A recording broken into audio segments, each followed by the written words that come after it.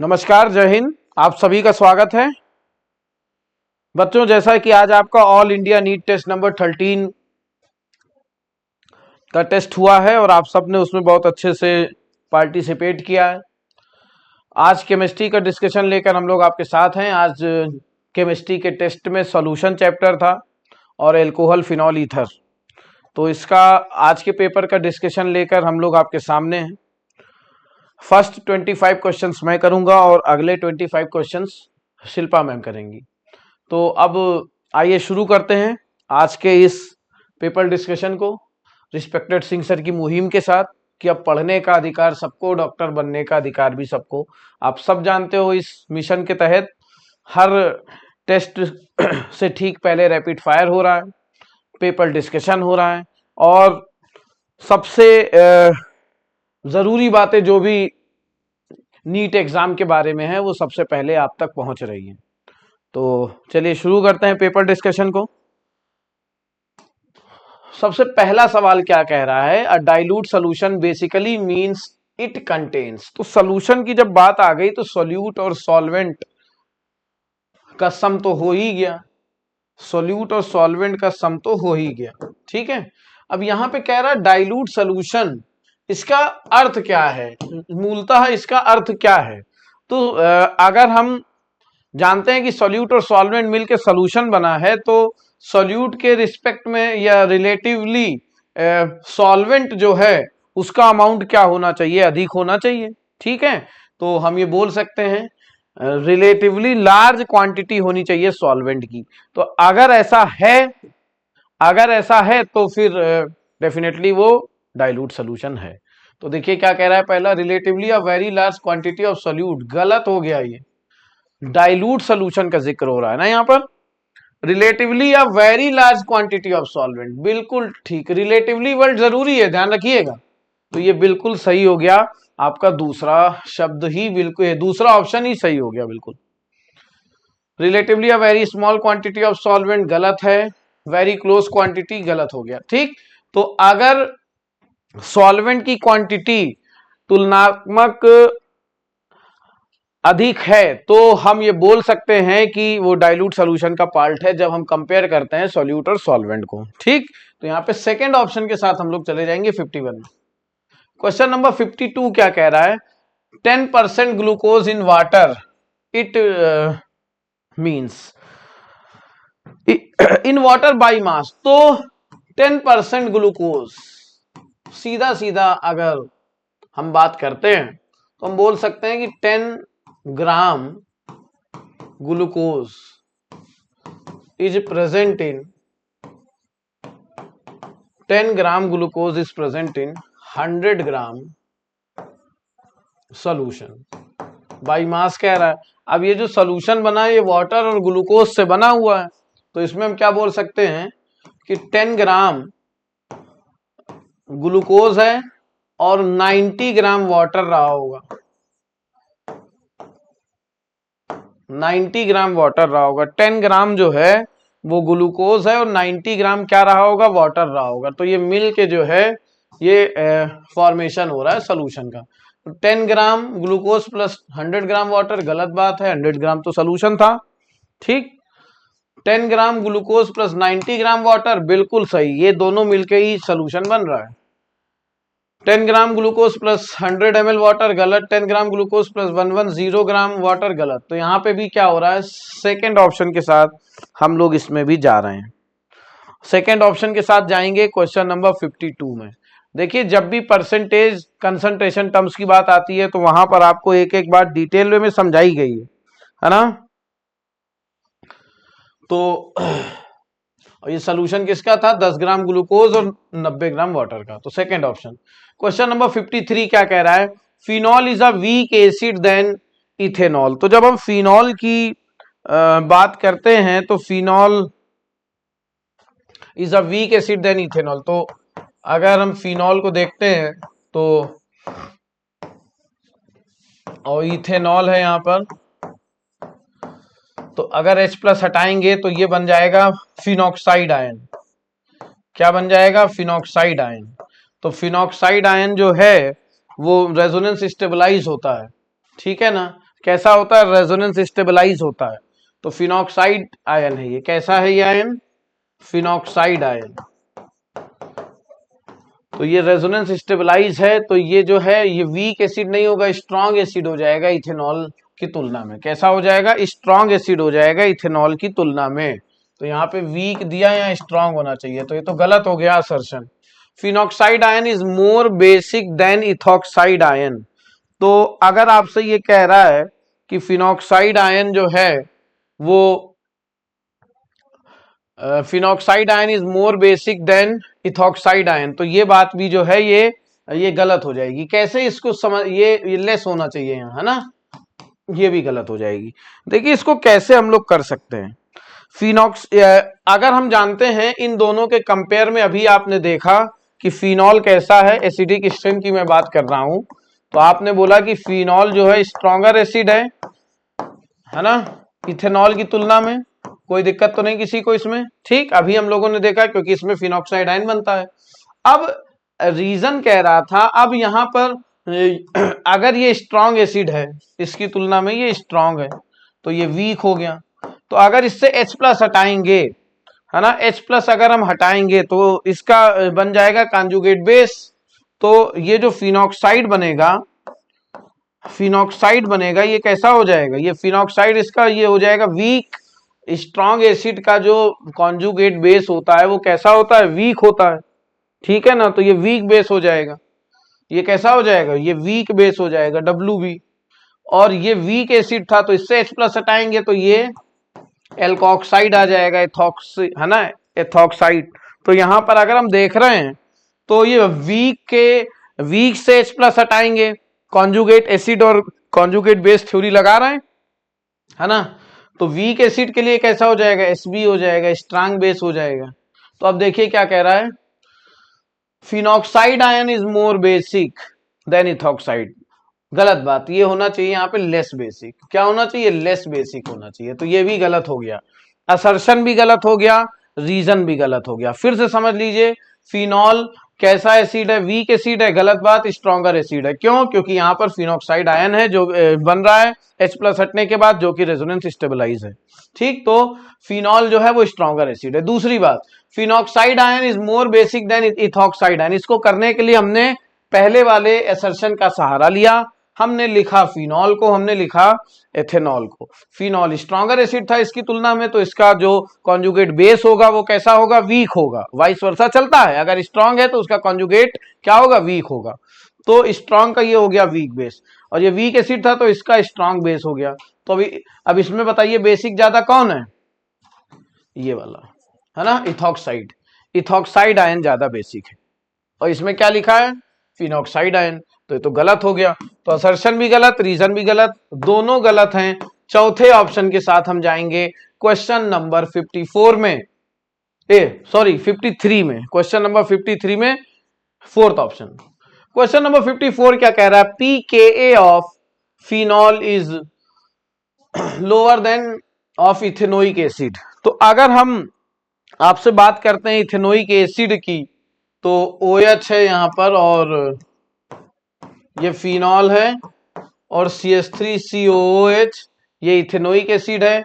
Carboxylic acid यहां पर है, तो ये जो कार्बोक्सिलिक एसिड है ये फिनॉल से ज्यादा एसिडिक होता है, ठीक है, फिनॉल से ज्यादा एसिडिक होता है। यहां पर कार्बोक्सिलिक एसिड प्रेजेंट है, देख सकते हैं आप, ठीक। तो अब ये हायर एसिडिक है। अब हम जानते हैं एसिडिक स्ट्रेंथ जितनी ज्यादा तो Ka उतना ज्यादा, और Ka जितना ज्यादा तो pKa उतना कम।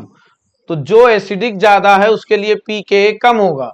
तो अगर मैं pKa लिखूंगा तो pKa बेटा फिनॉल का जो है वो फिनॉल का ज्यादा हो जाएगा, फिनॉल का pKa क्या हो जाएगा, ज्यादा हो जाएगा एसिटिक एसिड से। तो ये तो लोअर दिया है, यहाँ हायर होना चाहिए, तो ये तो गलत हो गया पहला। अब phenoxide ion is more resonance stabilized than carboxylate ion. गलत बात है, कार्बोक्सिलेट आयन जो है वो ज्यादा होता है, तो यहाँ पे लेस होना चाहिए, तो ये भी गलत हो गया, ठीक है ना। ये भी क्या हो गया, ये भी बिल्कुल गलत हो गया है। यहां पर अगर आप देखोगे तो कार्बोक्सिलेट में अगर हम बात करते हैं CH3CO माइनस में यहां पर यहां पर अगर आप देखोगे तो रेजोनेंस स्टेबलाइजेशन ज्यादा प्रेफर करेगा, इलेक्ट्रोनिगेटिव है यहां पर, है ना, इलेक्ट्रोनिगेटिव एटम ऑक्सीजन ऑक्सीजन ही है। जबकि जब हम फिनॉक्साइड की बात करेंगे तो अब की बार जब रेजोनेंस का स्ट्रक्चर बनेगा अगला, तो वो ऑक्सीजन से, ये जो चार्ज है ऑक्सीजन से जाके कार्बन पे चला जाएगा, है ना। ऐसे यहाँ पे क्या है, ये मोर इलेक्ट्रोनिगेटिव से मोर इलेक्ट्रोनिगेटिव में ही जा रहा है, इसमें क्या जा रहा है, मोर से लेस में जा रहा है। तो ज्यादा कौन हो जाएगा, ऑब्वियस सी बात है, इथॉक्साइड आयन, ठीक है, sorry carboxylate ion, carboxylate ion. तो आप इसको याद रखिएगा कि कार्बोक्सिलेट आयन जो है वो मोर रेजोनेंस स्टेबलाइज है फिनॉक्साइड आयन की तुलना में। तो असर्शन भी गलत हो गया, रीजन भी गलत हो गया। फिर से सुन लीजिए, पीके आपको निकालना था, पीके पता करना था फिनॉल और इथेनोइक एसिड का। सबसे पहले एसिडिक स्ट्रेंथ देखी, कार्बोक्सिलिक एसिड जो है वो ज्यादा एसिडिक होगा फिनॉल की तुलना में, तो हमने सबसे पहले ये लिखा। अब एसिडिक स्ट्रेंथ ज्यादा तो पीके कम, तो ऑब्वियस सी बात है फिनॉल के लिए पीके वैल्यू ज्यादा होती है ना, इथेनोइक एसिड से। अब यहाँ पे दूसरा कह रहा था phenoxide ion is more resonance stabilize than carboxylate ion. Carboxylate ion में जो रेजोनेंस हो रहा है, ऑक्सीजन ऑक्सीजन में जो चार्ज आएगा वो ऑक्सीजन पे ही चला जाएगा, माइनस वाले पे ही चला जाएगा, इलेक्ट्रोनिगेटिव वाले पे ही चला जाएगा। जबकि फिनॉक्साइड में रेजोनेंस स्ट्रक्चर में ये जो चार्ज है कार्बन पे शिफ्ट हो जाएगा, तो ज्यादा प्रिफर्ड किसमें होगा स्टेबलाइजेशन, ज्यादा प्रिफर होगा कार्बोक्सिलेट में। दैट इज वाई हम बोल सकते हैं कि कार्बोक्सिलेट आयन जो है वो ज्यादा प्रिफर किया जाएगा रेजोनेंस स्टेबलाइजेशन में, मोर रेजोनेंस स्टेबलाइज होगा किसकी तुलना में, फिनॉक्साइड की तुलना में। ठीक, तो इसका पहला भी गलत, दूसरा भी गलत, तो इसका भी फोर्थ आंसर हो जाएगा। Fourth will be the answer for question number of 54। Question number of 54 में भी फोर्थ ऑप्शन के साथ हम लोग जा रहे हैं। क्वेश्चन नंबर 55 क्या कह रहा है, related with which of the following is related with ideal solution. देखिए आइडियल सोल्यूशन के लिए हम जानते हैं कि एक बात है कि फोर्स ऑफ अट्रैक्शन जो होते हैं between component before mixing and after mixing, है ना, वो जो होते हैं वो सेम हो जाते हैं, ठीक है ना। तो इससे जो एंथैल्पी चेंज आ रहा है, डेल्टा एच आप मिक्सिंग है या डेल्टा वी आप मिक्सिंग है, ये दोनों ही क्या हो जाते हैं, ये जीरो हो जाते हैं। ठीक, ये क्या हो जाते हैं, जीरो हो जाते हैं। अब जैसे आइडियल सोल्यूशन है, आइडियल सोल्यूशन के एग्जाम्पल पूछे जाते हैं कई बार, बेंजीन हो गया, टोलुइन हो गया, है ना, क्लोरोबेंजीन है, ब्रोमोबेंजीन है, इस तरह से आइडियल सोल्यूशन के कुछ एग्जाम्पल्स भी आपको मालूम होने चाहिए। तो खैर इसमें पूछा है कौन सा फैक्ट जो है वो बिल्कुल ट्रू है रिगार्डिंग या रिलेटेड विद आइडियल सोल्यूशन।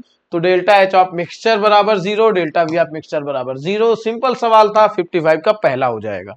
ठीक है, 56 देखिए क्या कह रहा है, नॉट एन आइडियल सोल्यूशन। तो नॉट एन आइडियल सोल्यूशन की जब हम बात कर रहे हैं तो यहां पर आइडियल सोल्यूशन कौन नहीं है। तो आइडियल सोल्यूशन के लिए मैंने आपसे एक ट्रिक बताई थी, बगल वाला या बगल वाली, है ना,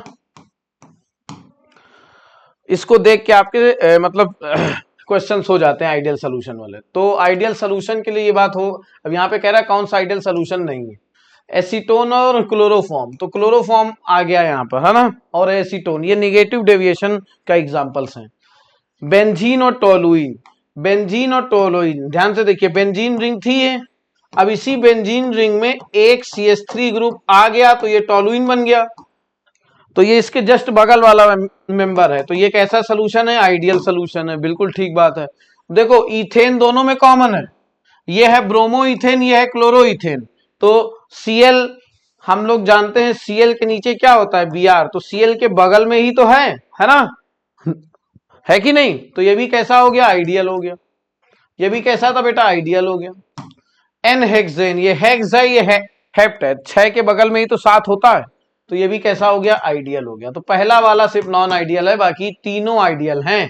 56 का पहला आंसर हो जाएगा, देख सकते हैं आप 56 का कौन सा आंसर होगा, पहला। Question number 57, when a solution does not obey dash law over the entire range of concentration, then it is called non ideal solution. The blank stands for. तो बिल्कुल फेमस क्वेश्चन है, कई बार हम लोगों ने इसको पढ़ा. when a solution does not obey Raoult's law, Raoult's law over the entire range of concentration, then it is called. तो जब ये करता है तो वो आइडियल सोल्यूशन कहलाता है, नहीं कर रहा है नॉन आइडियल सोल्यूशन कहलाता है. तो ये सिंपल सवाल था बहुत. राउल्ट्स लॉ के साथ जाएंगे 57 का थर्ड. क्वेश्चन नंबर 58 देखिए क्या कह रहा है. Vapour pressure of pure benzene आपको दिया हुआ है. Non volatile non electrolyte solid weighing 0.5 gram when added to 39 gram of benzene, molar mass है 78. The vapour pressure of solution आपको इतना दिया हुआ है, वेपर प्रेशर ऑफ सोल्यूशन आपको इतना दिया हुआ है. तो molar mass of solid substance आपसे पूछा है. तो देखिए relative lowering of vapour pressure is equal to the mole fraction of solute, है ना. तो बस इसको आपको एक्सप्रेशन को यहाँ पे लगाना है कि P naught minus P upon P naught is equal to mole fraction. अब मोल फ्रैक्शन में अब यहां पर एक बात देखिए क्लियर है, कहां 0.5 और कहां 70, कहां 39 ग्राम. तो अगर हम इसको मान के चलें डाइल्यूट सोल्यूशन, तो मोल फ्रैक्शन अगर हम यहां पे लिखते हैं, मोल फ्रैक्शन होता क्या है, जैसे मोल फ्रैक्शन ऑफ सोल्यूट हमें चाहिए, तो मोल फ्रैक्शन ऑफ सोल्यूट क्या होता है, mole of solute. Mole fraction of solute हम लिखते क्या है, mole of solute upon mole of solute plus mole of solvent. अब यहां पे डाइल्यूट सोल्यूशन के लिए हम जानते हैं कि सॉल्वेंट के मोल ज्यादा हो जाते हैं सोल्यूट से. तो इस केस में हम इसको जो है 1 मान ले, मतलब इसको हटा देते हैं, इग्नोर कर देते हैं. तो मोल फ्रैक्शन ऑफ सोल्यूट की जब हम बात करते हैं तो मोल्स ऑफ सोल्यूट कर लें अपॉन मोल्स ऑफ सॉल्वेंट कर लें, है ना. तो आप ये देख सकते हो, मोल्स ऑफ सोल्यूट कर लें अपॉन मोल्स ऑफ सॉल्वेंट कर लें डाइल्यूट सोल्यूशन के लिए.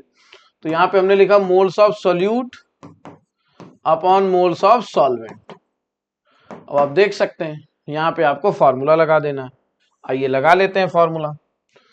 कितना दिया हुआ है, 0.850 minus 0.845 upon 0.850 is equal two moles of solute. अब देखो मोल आपसे पूछा है, मोलर मास इसका ही पूछा है, कोई दिक्कत नहीं. 0.5 इसका मास हो जाएगा, molar mass MW upon solvent का मोल निकालना है, 39 ग्राम बेंजीन है, 39 अपॉन 78 हो जाएगा. तो ये यहां से निकल के आता है.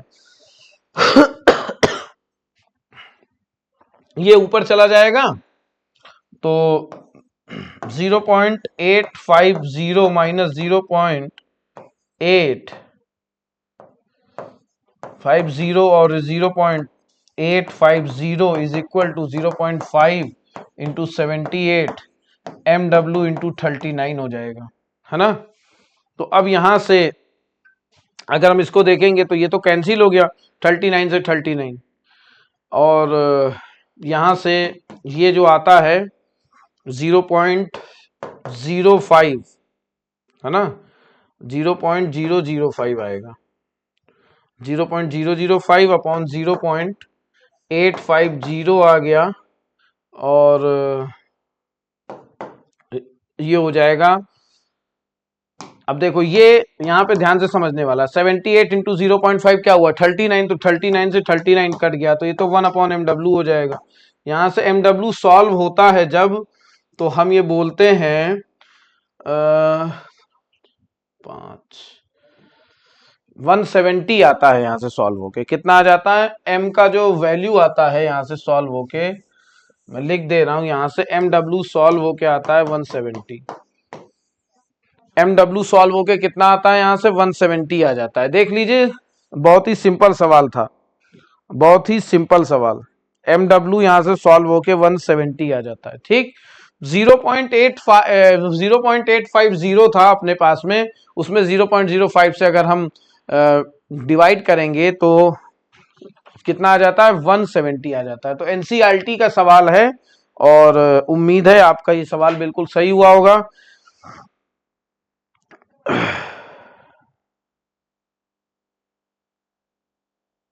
है ना। तो बस वही है जो मैंने अभी करके आपको दिखाया था कि MW आएगा कहाँ से 0.8 सॉरी 0.850 अपॉन 0.05, तो यहाँ से 170 आ जाएगा। ठीक, कैलकुलेट करके 170 आ जाएगा आराम से। ठीक, तो 170 सेकेंड ऑप्शन है 58 का। क्वेश्चन नंबर 59 क्या कह रहा है? क्वेश्चन नंबर 59 कह रहा है मोलैरिटी निकालनी है आपको सोल्यूशन की। 5 ग्राम NaOH 450 ml सोल्यूशन में है। हम सब लोग जानते हैं मोलैरिटी बराबर क्या होता है, moles of solute upon volume of solution. Volume of solution किसमें? लीटर में। वॉल्यूम ऑफ सोल्यूशन किसमें होता है? लीटर में। तो अब यहाँ पे अगर हम देखेंगे मोल्स के लिए फार्मूला क्या होता है? मोल का mass upon molar mass. Molar mass इसके लिए 40 हो जाएगा अपॉन 450 अपॉन 1000। लीटर में चाहिए ना,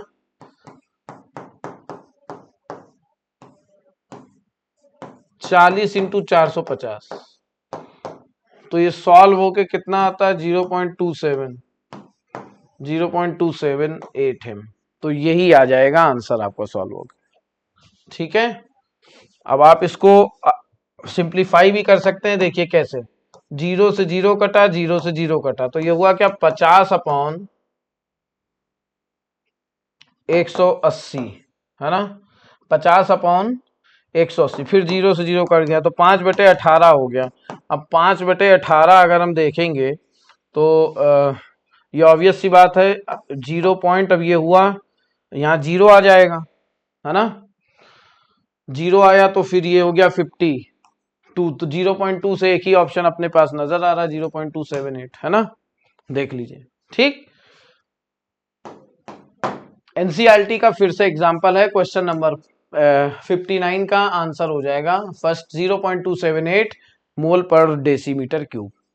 ठीक, चलिए आगे चलते हैं। इसके बाद क्वेश्चन आता है 60।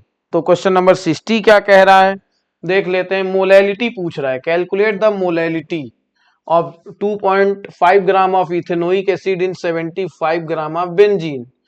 तो आइए मोलैलिटी जान लेते हैं। तो कहते हैं मोलैलिटी बराबर moles of solute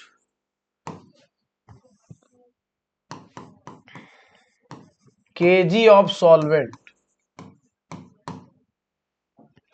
moles of solute upon KG of solvent. तो अब अगर हम इथेनोइक एसिड की बात करेंगे तो इथेनोइक एसिड के लिए अगर हम मॉलिक्यूलर मास निकालते हैं तो कितना हो जाता है? 12 + 3 + 12 + 16 इंटू 2 + 1, तो कितना हो गया? 15, ये 27 हो गया। 27 एक 28 इधर आके, और ये 32, ये हो गया 60, है ना। तो 2.5 upon 60 divided by 75 upon 1000,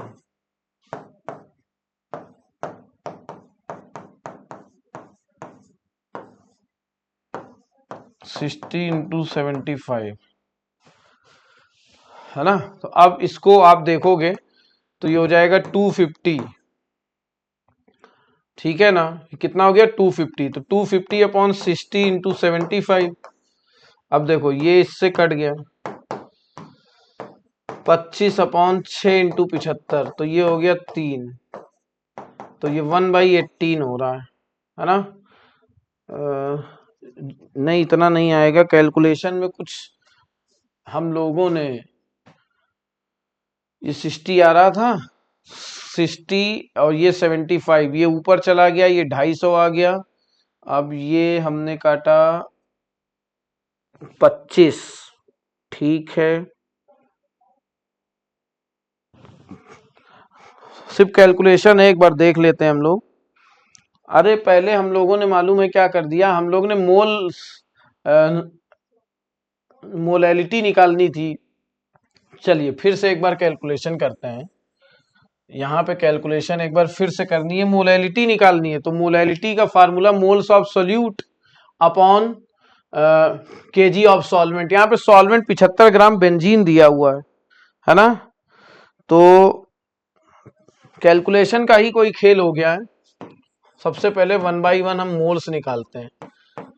2.5 upon 60, ये 2.5 है, हम लोगों ने 25 ले लिया, वही गलत हो गया था। ठीक है, तो आइए फिर से कर लेते हैं। तो 2.5 है ये। अब 2.5 हम कैलकुलेट कर रहे हैं आपके सामने ही। 2.5 डिवाइडेड बाई 60, ये आ जाएगा 0.04, 0.04 आ जाएगा। ठीक, 0.041 इतना आ रहा है।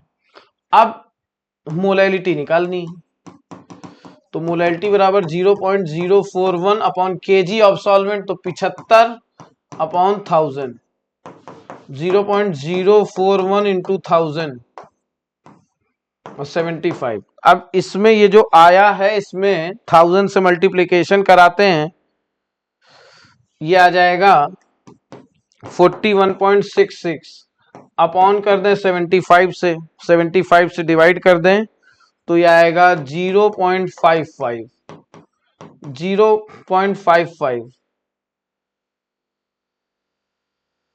0.55 आ जाएगा। तो पहला आंसर आ तो रहा है, 0.55 आ रहा है एम मोलल। ठीक है, 0.55। असल में हम लोगों ने वही कर दिया, 2.5 था ना, हम लोगों ने 25 ले लिया था, इसीलिए जो है वो दिक्कत कर रहा था। और वो 1/18 नहीं था, 10/18 होना चाहिए था, जो भी हम लोग ने पहले कैलकुलेशन करी थी। ठीक थी, बस डेसिमल नहीं ध्यान दे पाए थे। तो यहाँ पे 0.55 आ रहा है, पहला आंसर हो जाएगा क्वेश्चन नंबर 60 में। क्वेश्चन नंबर 60 में पहला आंसर हो जाएगा। ठीक, चलिए आगे चल रहे हैं। The boiling point of benzene आपको दिया हुआ है। When 1.8 gram of non-volatile solute was dissolved in 90 gram of benzene, the boiling point was raised to 354.11 K. If Kb of benzene 2.53 Kelvin kg per mole, then find the molecular weight of solute. तो देखिए, molecular weight of solute के लिए एक expression हमने आपको बताई है कि मॉलिकुलर वेट ऑफ सोल्यूट की जब बात होती है तो मॉलिकुलर वेट ऑफ सोल्यूट बराबर 1000 into weight of solute into Kb upon delta Tb into weight of solvent. सब लोग इसके बारे में जानते हैं। तो सबसे पहले देखो डेल्टा Tb निकाल लें, एलिवेशन इन बॉइलिंग पॉइंट। यहाँ पे क्या हो जाएगा, इससे कितना रेज हुआ है 354, तो 354.11 माइनस 353.23, तो डेल्टा टीवी क्या हो जाएगा 0.88 केल्विन, 0.88 केल्विन।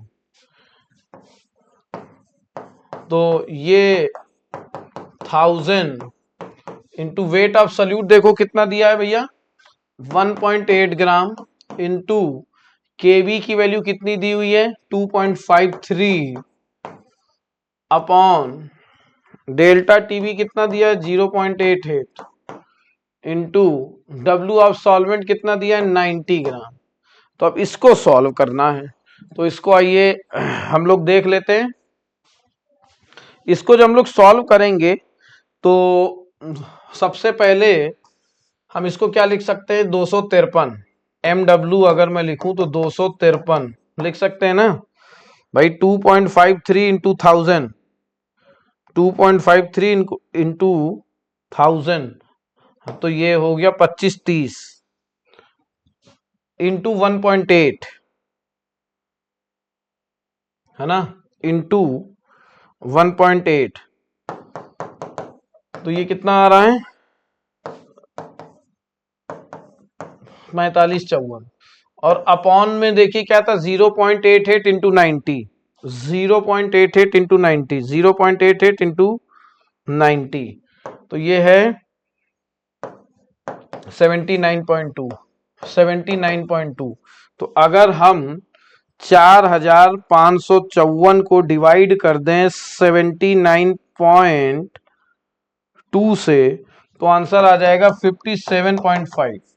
क्या आंसर आ जाएगा 57.5 आ जाएगा, 57.5 नियर अबाउट 58 के आसपास 57.5 एक आंसर आपको दिया है। We will go with option number 3 in question number 61। पूरा कैलकुलेट करके भी दिखा दे रहे हैं जिससे ये ना रहे कि कैलकुलेशन थी इसलिए नहीं कर पाए या कोई दिक्कत हो गई। ठीक है, देख लीजिए, क्लियर है, देख लीजिए भैया, क्लियर है। चलिए ठीक, तो 61 का क्या हो गया, थर्ड हो गया। 62 देखिए क्या कह रहा है, 45 gram of ethylene glycol is mix with 600 gram water, the values of freezing point depression in, आपसे आपसे ये पूछ रहा है। तो हम जानते हैं जो डेल्टा टीएफ होता है उसके बारे में आपसे पूछ रहा है, ये होता है के एफ इंटू मोलैलिटी। तो सबसे पहले अपने को यहाँ पे मोलैलिटी निकालनी है, क्या निकालनी है, मोलैलिटी। तो मोलैलिटी हम लोगों को यहाँ पे निकालनी है, तो मोलैलिटी आइए निकाल लेते हैं। मोलैलिटी होती क्या है, moles of solute upon KG of solvent, upon KG of solvent.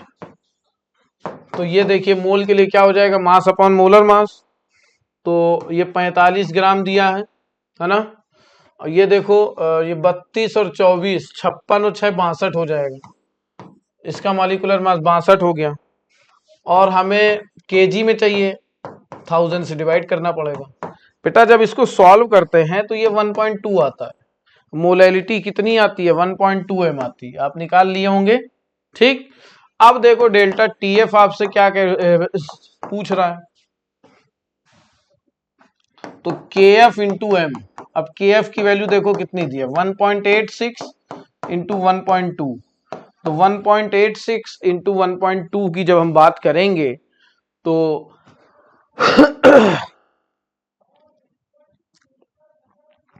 Multiply कर लेते हैं, 1.86 इंटू 1.2, 2.23, 2.23 आ रहा है। ठीक है, तो यहाँ पे हम इसको 2.2 आंसर मान के आगे चल रहे हैं। तो यहाँ पर फोर्थ आंसर बिल्कुल करेक्ट हो जाएगा, है ना। डिप्रेशन इन फ्रीजिंग पॉइंट है, freezing point depression delta TF की वैल्यू कितनी हो जाएगी, 2.2 केल्विन हो जाएगी। ठीक है, आगे चलें। चलिए, correct relationship between cryoscopic constant, क्या होता है ये, के एफ, है ना, एंड इंथैल्पी ऑफ फ्यूजन। देखिए एनसीईआरटी में ये रिलेशन दिया हुआ है और इस पे हमने आपसे बताया था कि इसको याद रखिएगा। तो हम जानते हैं कि के एफ बराबर R into M W of solvent into T F square divided by delta H of fusion into 1000। तो ये एनसीईआरटी का दिया हुआ फार्मूला है, जहां पे टीएफ क्या है, फ्रीजिंग पॉइंट है। जब नॉन वोलाटाइल सॉल्यूट को हम सॉल्यूशन में डिसॉल्व करते हैं तो जो फ्रीजिंग पॉइंट है वो क्या है, टीएफ है। तो यहाँ पे देखिए आपसे यही पूछ रहे हैं, और ये डेल्टा एच ऑफ फ्यूजन क्या है, एंथैल्पी ऑफ फ्यूजन के बारे में बात कर रहा है। तो देख लीजिए कौन सा ऑप्शन यहाँ पे मैच हो रहा है। तो यहाँ पे इन्होंने एम डब्ल्यू ऑफ सॉल्वेंट को M1 से रिप्लेस किया हुआ है, तो we will go with option number third, जिसके लिए हम लिख सकते हैं R into M1 into T F square divided by 1000 into delta H of fusion. ठीक है, देख सकते हैं थर्ड ऑप्शन के साथ हम लोग जा रहे हैं, थर्ड ऑप्शन के साथ हम लोग जा रहे हैं क्वेश्चन नंबर 63 में। 64 की बात कर रहे हैं, the phenomena passage of pure solvent from a solution through SPM when pressure is more than, है ना, when pressure is more than is osmotic pressure is applied. तो जब ऐसा फिनोमिना हो जाता है तो ऑस्मोसिस कैसी है, रिवर्स हो जाती है ना। तो रिवर्स ऑस्मोसिस कहलाता है, क्या कहलाता है, रिवर्स ऑस्मोसिस कहलाता है। तो बहुत ही सिंपल स्टेटमेंट था।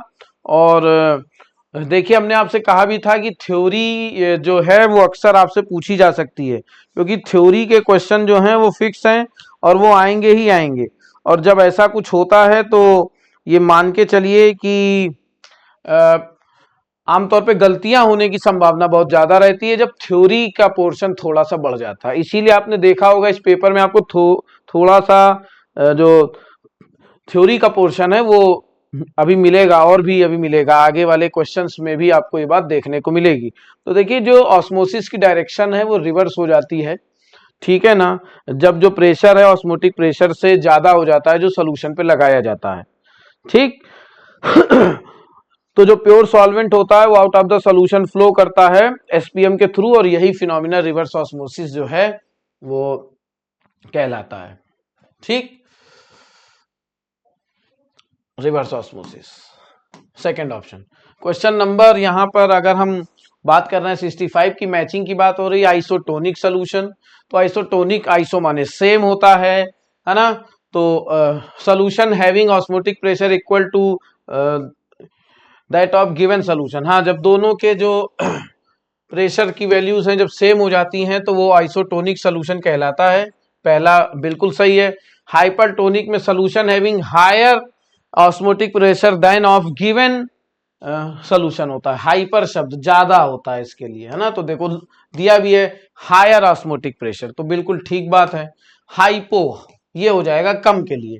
तो solution having lower osmotic pressure than given solution, given solution से कम है हाइपो, ज्यादा है हाइपर, बराबर है आइसोटोनिक। देख लीजिए कोई दिक्कत तो नहीं। P का 1, Q का 2, R का 3, तो यहां पर आ रहा है फोर्थ ऑप्शन। एक ही ऑप्शन आपके सामने उपस्थित है क्वेश्चन नंबर 65 में, फोर्थ ऑप्शन, ठीक है ना। आगे चलते हैं और हम लोग बात करेंगे क्वेश्चन नंबर 66 की, मैचिंग कॉलम ऑस्मोटिक प्रेशर की। तो ऑस्मोटिक प्रेशर हम सब लोग जानते हैं कि पाई वी बराबर एन आर टी। तो पाई वी बराबर एन आर टी, यहां पर अगर हम देख रहे हैं तो जो पाई है वो अपना ओपी को रिप्रेजेंट कर रहा है, तो पी का हो जाएगा सेकेंड। पी का क्या हो गया, सेकेंड हो गया बेटा। इसके बाद हेनरीज लॉ की बात कर रहे हैं तो ये पी बराबर के एच इंटू मोल फ्रैक्शन। तो बेटा जो क्यू है, क्यू का फोर्थ हो जाएगा। पी का सेकेंड और क्यू का फोर्थ, पी का सेकेंड और क्यू का फोर्थ देखिए दो ऑप्शन में दिया हुआ है। एस देख लेते हैं, एलिवेशन इन बॉइलिंग पॉइंट। देखिए जो डेल्टा टीबी होता है एम के प्रोपोर्शनल होता है मोलैरिटी के, तो ये आ जाता है के बी इंटू एम। तो के बी एम आ गया यहां से, ठीक। तो अब इसमें जो एस है, एस का हो जाएगा थर्ड। एस का क्या हो गया, थर्ड हो गया। तो एस का थर्ड वैसे भी एक ही ऑप्शन में बचा आ रहा है, उसे भी देख लेते हैं। राउट्स लॉ, तो P T is equal to P naught A X A plus P naught B X B. जो पी ए नॉट और पी बी नॉट है वो वेपर प्रेशर है प्योर स्टेट में, और जो एक्स ए और एक्स बी है वो ए और बी के मोल फ्रैक्शन है, ठीक है ना। तो ये हो जाएगा आर के लिए फर्स्ट, आर के लिए फर्स्ट हो जाएगा। थर्ड ऑप्शन के साथ जा रहे हैं क्वेश्चन नंबर 66 में। देख लीजिए बहुत ही आसान बातें थी जो हमने आपसे जिक्र करा है, ठीक। चलिए थर्ड ऑप्शन, क्वेश्चन नंबर 67 की बात कर रहा है।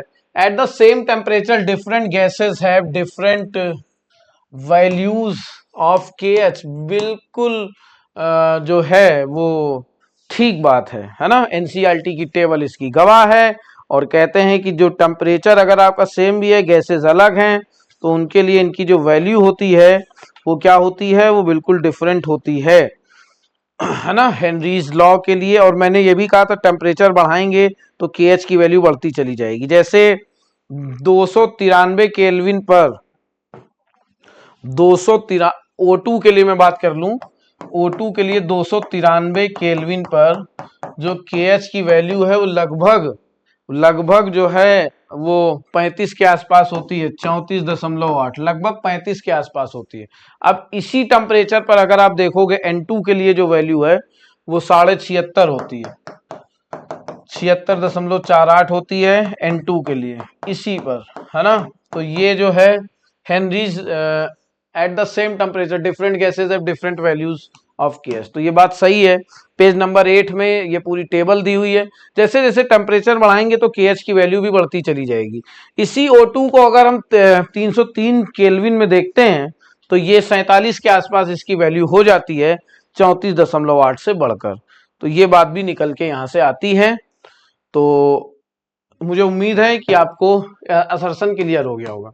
Henry's law constant is a function of nature of gas, बिल्कुल सही बात है, नेचर ऑफ गैस डिफाइन करती है यहाँ पर जब हम हेनरी लॉ कांस्टेंट गैस की बात करते हैं, है ना। अलग अलग फैक्टर्स होते हैं जिनकी स्टडी करी जाती है, polar nature, non polar nature, तो बिल्कुल नेचर ऑफ गैस से जो है वो रिलेट कर जाती है। तो असर्शन और रीजन दोनों ही सही है, और assertion is a correct explanation of reason is a correct explanation of assertion है। तो 67 का जो है वो फर्स्ट आंसर हो जाएगा।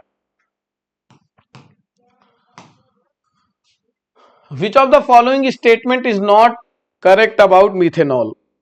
मिथेनॉल के लिए करेक्ट कौन सा नहीं है? It is for drinking water, ये तो बहुत ही रॉन्ग स्टेटमेंट है, बिल्कुल नहीं कर सकते ना, तो यही हो जाएगा पहला। हाईली पॉइजनस कंपाउंड, बिल्कुल ठीक बात है ये। It can be prepared by reduction of formaldehyde with lithium aluminium hydride, उससे बनता ही है। Miscible with water in all proportion, ये भी बात बिल्कुल ठीक है, बस ये ड्रिंकिंग पर्पस के लिए यूज नहीं होता है ना, ये बात गलत लिखी थी, तो वही तो आपसे इन्होंने पूछा था नॉट करेक्ट कौन सी है, तो 68 का पहला हो गया। 69 की बात कर रहे हैं, the enzyme which can catalyse the conversion of glucose to ethanol. तो देखो ग्लूकोज का जो कन्वर्जन होता है वो इथेनॉल में हो जाता है जाइमेज एंजाइम के प्रेजेंस में। किसके प्रेजेंस में? जाइमेज के प्रेजेंस में हो जाता है ना। तो जाइमेज जो है वो ग्लूकोज को किस में बदल देता है? इथेनॉल में बदल देता है। तो बहुत ही सिंपल सवाल है, 69 का सेकंड हो जाएगा। क्वेश्चन नंबर 70 क्या कह रहा है? 1 मोल ऑफ हेप्टेन आपको दिया हुआ है, वेपर प्रेशर इसको मिलाया जाता है 4 मोल ऑफ ऑक्टेन के साथ, vapour pressure of resulting ideal solution. तो अगर हम बात करेंगे पीएस की, तो ये पी टोटल के बराबर हो जाएगा, जो कि होगा P naught A X A plus P naught B X B, है ना। तो सबसे पहले एक्स ए निकालने हैं, तो मोल एक्स ए, हेप्टेन के मोल कितने? 1, तो 1/1 प्लस यहाँ कितने मोल है? 5, तो ये हो जाएगा 1/5। एक्स बी क्या है बेटा? 4 मोल है, 4/1 प्लस 4, तो 4/5 हो जाएगा। ठीक है, अब यहाँ पे पी नॉट ए कितना दिया है? पी नॉट ए की वैल्यू जो है 92 mm ऑफ एच जी है ना, और पी बी नॉट की वैल्यू क्या है? 31 mm ऑफ एच जी। तो वैल्यू आपको यहाँ पे रख देनी है, तो 92 इंटू 1/5 प्लस 31 इंटू 4/5, तो ये मैं लिखूंगा 92/5 प्लस इसको क्या लिख सकते हैं? 124/5। अब मुझे इसको जोड़ के लिखना है, अगर हम इसको जोड़ के लिख देंगे तो ये हो जाएगा कितना? 116, तो 216 हो जाएगा, 216/5। अब इसको ये हम लिख सकते हैं 43.2 mm of H G, solve करके आप देख सकते हैं 43.2। तो क्या कोई आंसर है? तीसरा ऑप्शन निकल के आ रहा है क्वेश्चन नंबर 70 में, third will be the correct answer. Third जो है वो बिल्कुल करेक्ट हो जाएगा। किसके लिए? ठीक है, थर्ड बिल्कुल करेक्ट हो जाएगा क्वेश्चन नंबर 70 के लिए।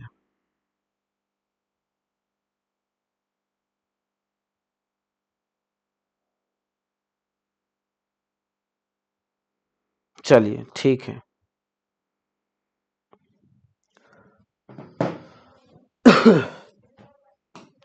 71 कोलिगेटिव प्रॉपर्टीज डिपेंड्स ऑन। तो कोलिगेटिव प्रॉपर्टी जो है वो नंबर ऑफ सोल्यूट पार्टिकल पे डिपेंड करती हैं, नॉट ऑन द नेचर, है ना। डिपेंड्स ऑन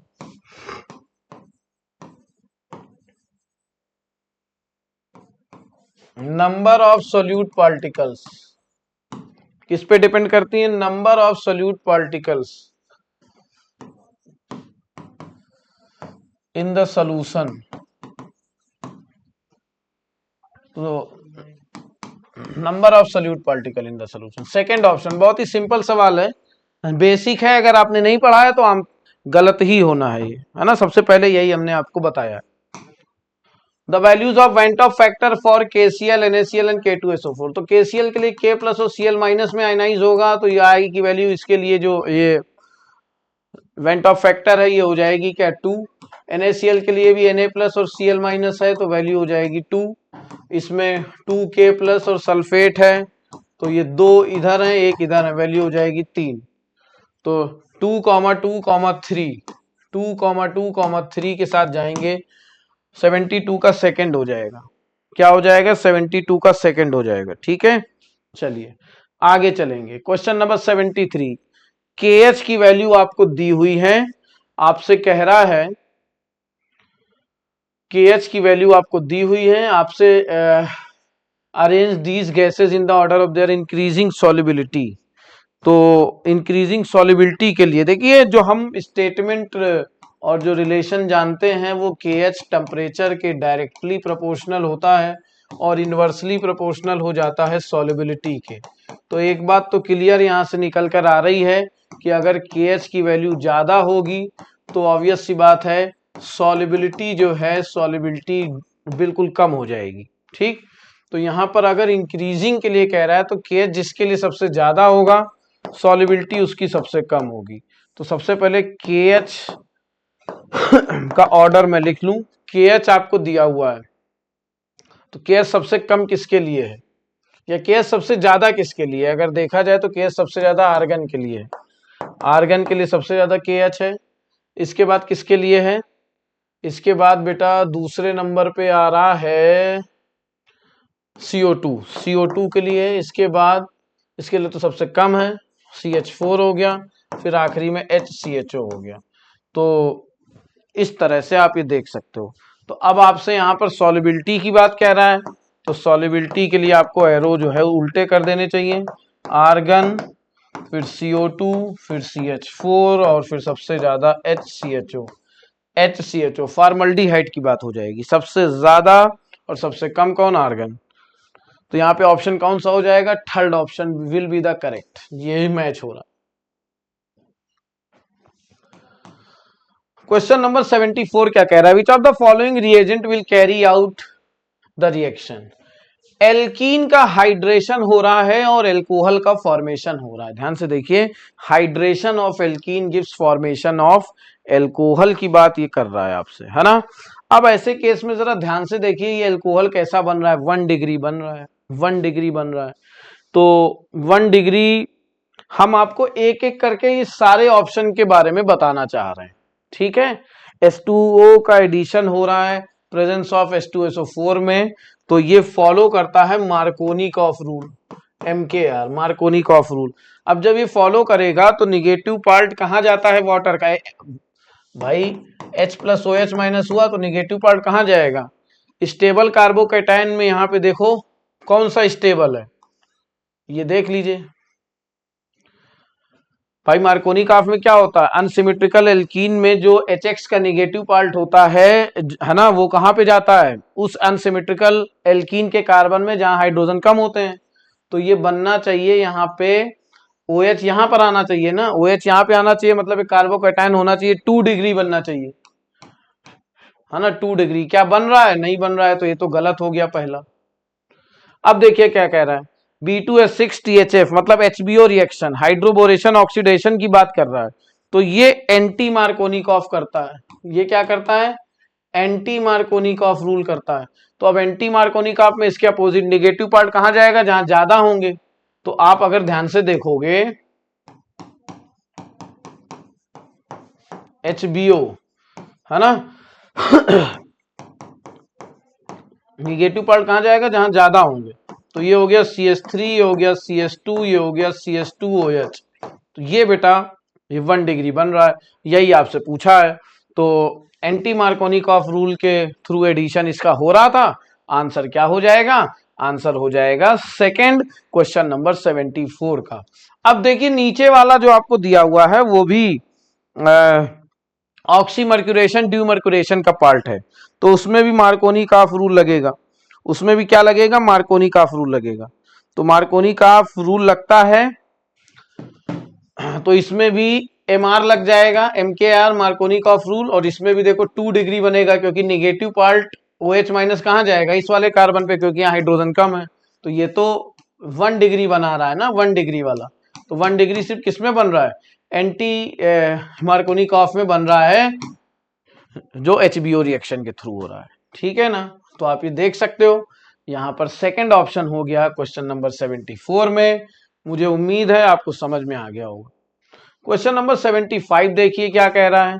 सेम रिएक्शन का जिक्र हो रहा है फिर से यहाँ पर, है ना। देखिए वही सब रिएजेंट आपको दिए हुए हैं।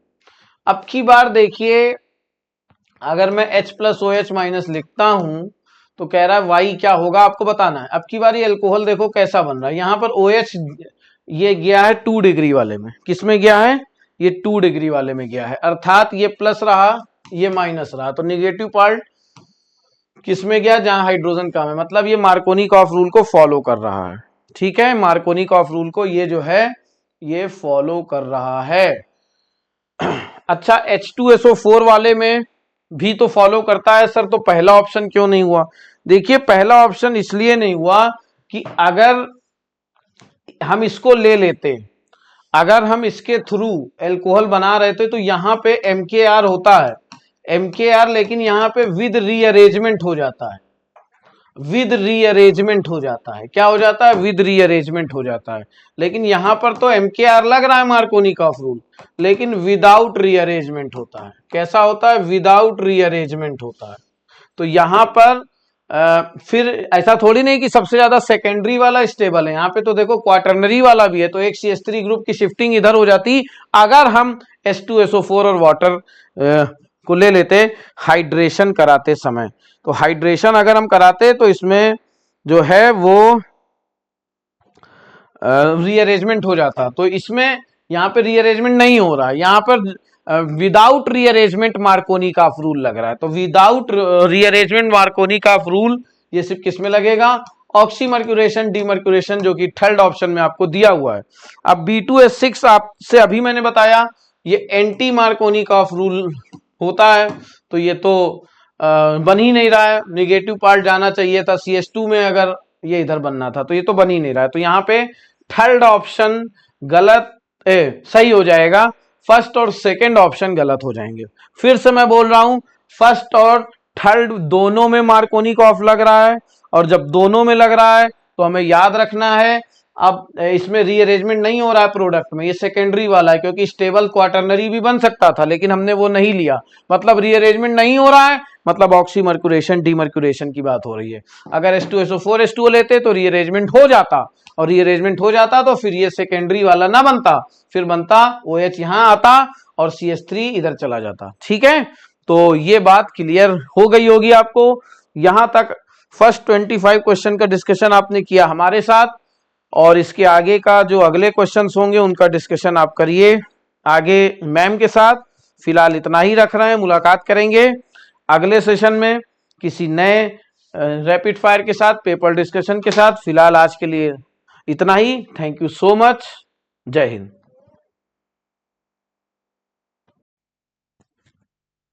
Hello students, welcome to the new life Prayas. I hope आप सभी बहुत अच्छे होंगे और बहुत अच्छे से अपने नीट की प्रिपरेशंस भी कर रहे होंगे। तो आज हम लोग पेपर डिस्कशन लेकर आए हैं नीट 13 का, यानी कि टेस्ट नंबर 13 है, जिसमें आपके टॉपिक्स हैं alcohol, phenol and ether as well as solution.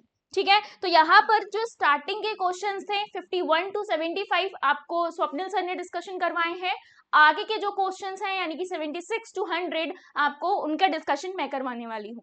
ठीक है, तो चलिए स्टार्ट करते हैं अपने आज का डिस्कशन। और आई होप आप सभी का एग्जाम बहुत अच्छा गया होगा। जो थोड़ी बहुत मिस्टेक्स या कंसेप्चुअल एरर्स होंगी वो इस हमारे डिस्कशन के थ्रू क्लियर हो जाएंगी। क्लियर है, तो स्टार्ट करते हैं। सबसे पहला क्वेश्चन देखिए 76। ये क्वेश्चन क्या कह रहा है, पढ़ो जल्दी से। अब देखो यहाँ पर क्वेश्चन है pick out the reagent for the conversion, यानी कि कन्वर्जन के लिए हमें यहाँ पर एक रिएजेंट पिक आउट करना है जो इस कन्वर्जन के लिए रिस्पॉन्सिबल है। क्या है कन्वर्जन, यहाँ पर अगर आप फंक्शनल ग्रुप देखोगे तो ये एल्डिहाइड है, ये क्या है, अल्कोहल है। तो यानी कि एल्डिहाइड से अल्कोहल में कन्वर्जन हो रहा है। चलिए अब फर्स्ट ऑप्शन को देखते हैं। तो यहाँ पर H2 है और कैटलिस्ट कौन है, निकल, प्लैटिनम और पैलेडियम। अब देखो यहां पर हो रहा है हाइड्रोजनेशन, क्लियर। सेम सेकेंड देखें, अगर LiAlH4 है, ये क्या है LiAlH4, और यहाँ पर ड्राई ईथर, देन उसका फिर यहाँ पर हाइड्रोलिसिस हो रहा है H2O के साथ। यहाँ पर क्या होगा, हमारा जो एल्कोहल है वो सेकेंडरी या प्राइमरी अल्कोहल हमें मिलेगा। सेम इसके साथ भी होगा। और थर्ड वाला जो है, यहाँ पर अगर हम बात करें, ये क्या है लिथियम टेट्राहाइड्रोएल्यूमिनेट। ठीक, अगर हम थर्ड ऑप्शन की बात करें NaBHO4 BH4, तो ये क्या है सोडियम बोरोहाइड्रेट। क्लियर, अल्कोहली सॉल्यूशन में जो होता है उसके साथ रिएक्ट कराते हैं। तो यहाँ पर भी हमें क्या मिलता है, अल्कोहल ही मिलता है। यहाँ पर प्राइमरी यानी कि 1 डिग्री और 2 डिग्री अल्कोहल हमें मिलता है। क्लियर, तो अगर देखा जाए तो ये सारे ही रिडक्शन प्रोसेसेस हैं। क्या है, सारे ही प्रोसेसेस कैसे हैं, रिडक्शन के हैं। ये क्या कर रहे हैं, रिडक्शन, एल्डिहाइड से अल्कोहल में रिड्यूस हो रहे हैं। तो आंसर क्या हुआ हमारा, all of these, fourth option is right. अब एनसीईआरटी में ये कहाँ मिलेगा, तो एनसीईआरटी में ये आपको पेज नंबर 238 और 200 पर ये कन्वर्जन्स आपको मिल जाएंगे। क्लियर है यहाँ तक की चीजें सभी को, यहाँ तक किसी को कोई डाउट फर्स्ट क्वेश्चन में।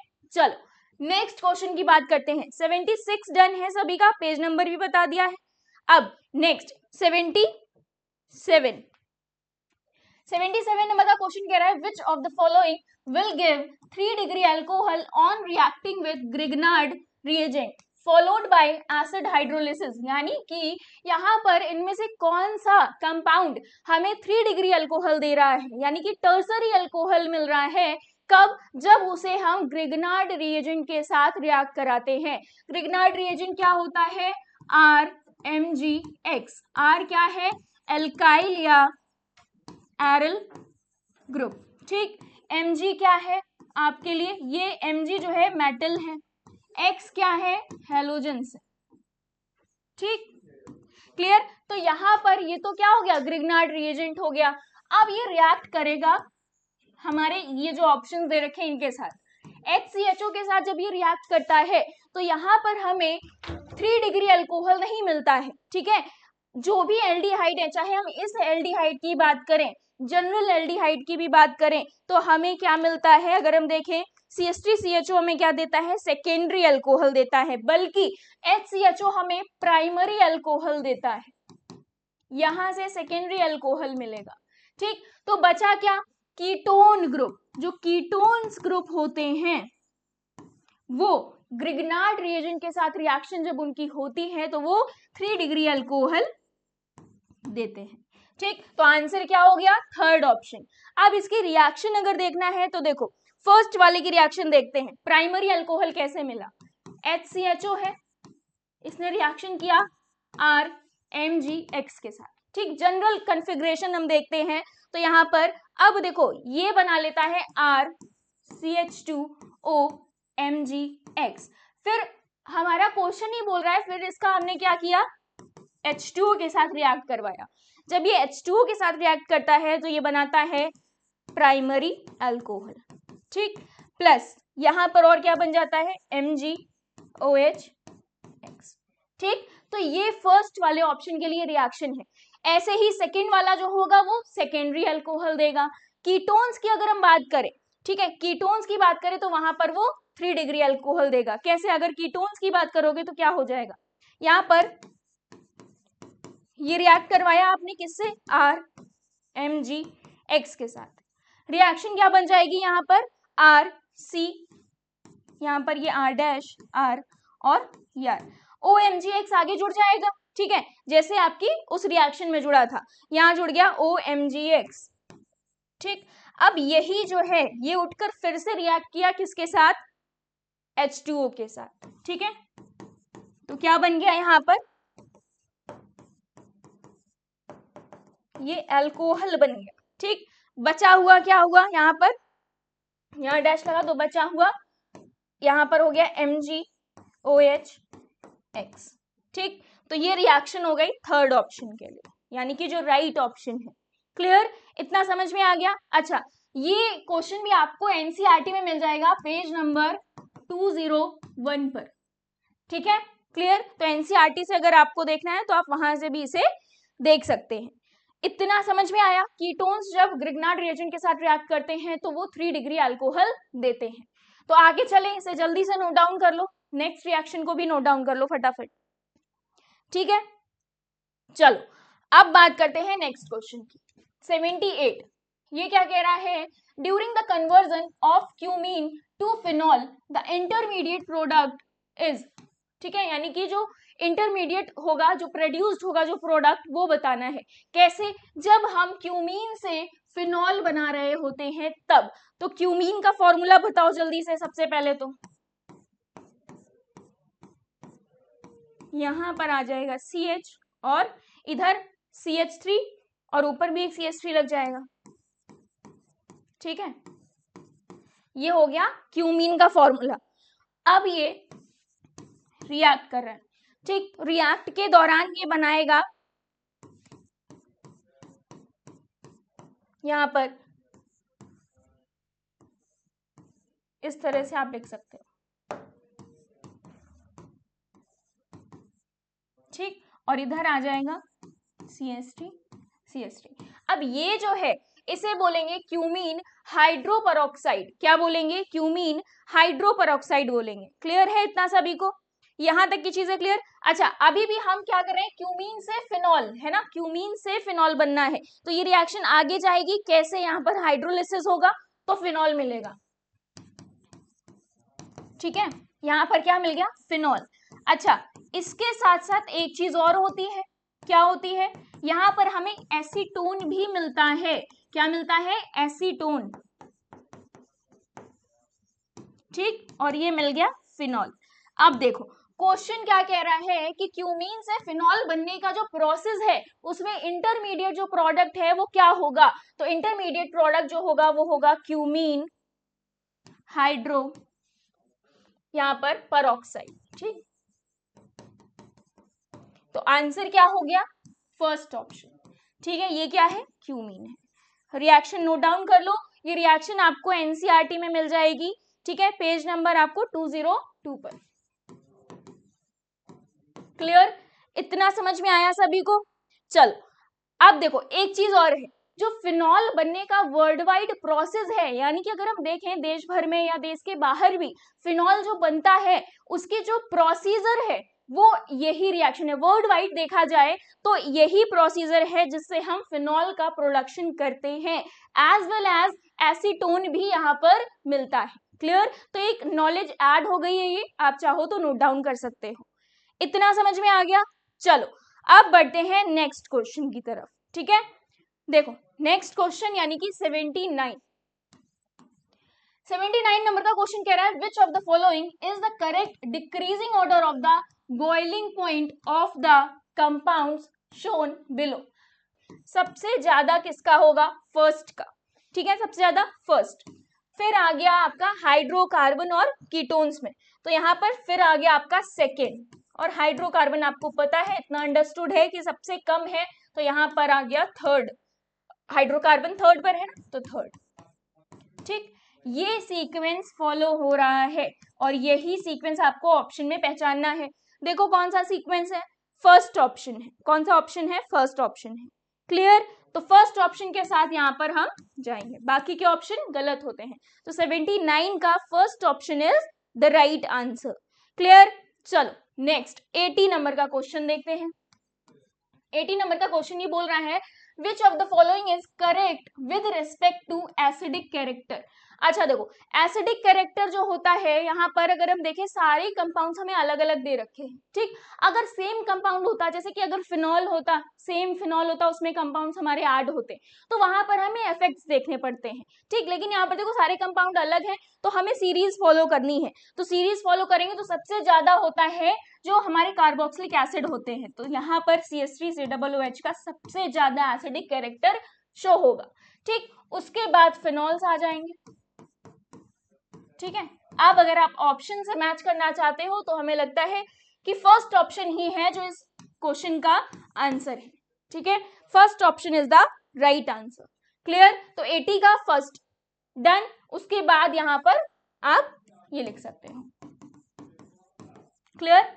नेक्स्ट 81 नंबर का क्वेश्चन कह रहा है which of the following is the most acidic. अब देखो सेम क्वेश्चन आया, लेकिन यहाँ पर जो भी ऑप्शन दे रखे हैं सारे एक ही कंपाउंड के हैं, सारे एक ही कंपाउंड के। देखो सारे फिनॉल हैं, सारे फिनॉल हैं, उनमें N2 का NO2 का जो इफेक्ट है वो यहाँ पर लगा, यहाँ पर CH3 लगे हैं। अब यहाँ पर क्या करेंगे, यहाँ पर जो एसिडिक कैरेक्टर होगा, जो एसिडिक स्ट्रेंथ होगी, अगर हम देखें वो किसके यहाँ पर अगर हम देखें प्रोपोर्शनली होती है -M और -I, और इनवर्सली +M और +I। ठीक, तो अब इनमें से पहचान कर लो कौन होगा। ठीक है, तो सबसे ज्यादा अगर हम देखिए फोर्थ की होगी, सबसे ज्यादा फोर्थ की। ठीक, उसके बाद आ जाएगा आपका थर्ड, फिर आ जाएगा फिनॉल यानी कि फर्स्ट, और सबसे कम होगी 2 की। अगर ऑर्डर पूछता तो आप ऑर्डर भी रख सकते हो, अगर सिर्फ सिंगल पूछ रहा है तो मोस्ट एसिडिक कौन होगा इनमें से, फोर्थ वन। ठीक है, तो आंसर क्या हो जाएगा इसका, फोर्थ वन। बाकी के ऑप्शन यहाँ पर गलत हो जाएंगे। क्लियर, चलो नेक्स्ट 82 नंबर का क्वेश्चन कह रहा है phenol when treated with bromine water 2,4,6 tribromophenol is formed as precipitate of. ठीक है, अच्छा इससे पहले जो क्वेश्चन है अगर हम वो देखें तो ये कंप्लीट हो गया। ठीक है, ये सीक्वेंस भी नोट डाउन कर सकते हो, और अगर मोस्ट एसिडिक पूछ रहा है तो ऑप्शन ये होगा। ठीक है, चलो तो क्वेश्चन था हमारा कि अगर फिनॉल को जब ट्रीट किया जाता है किसके साथ, when treated with bromine water, यानी कि फिनॉल ब्रोमीन वाटर के साथ रिएक्ट कर रहा है। ठीक है, एक्वा सॉल्यूशन इसका, तो ये क्या बना रहा है, 2,4,6 ट्राइब्रोमोफिनॉल बना रहा है। ठीक है,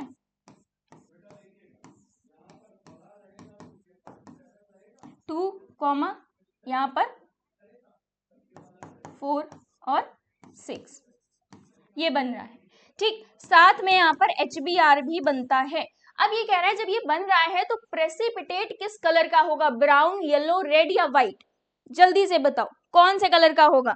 अब देखो HBr बना है, इस रिएक्शन को बैलेंस करना है तो यहाँ से बैलेंस कर लो, ये कितना हो गया 3 और 3। ठीक है, इतना क्लियर हुआ सभी को। अब देखो ये जो प्रेसिपिटेट बनेगा, NCERT में पेज नंबर दे रखा है इसका 212, वहां पर बताया गया है जो प्रेसिपिटेट बनता है इसका वो बनता है व्हाइट कलर का। कैसा बनता है इसका प्रेसिपिटेट, व्हाइट कलर का। ठीक, व्हाइट प्रेसिपिटेट होता है। क्लियर, अब इसका नाम आपको पता है 2,4,6 ट्राइब्रोमोफिनॉल।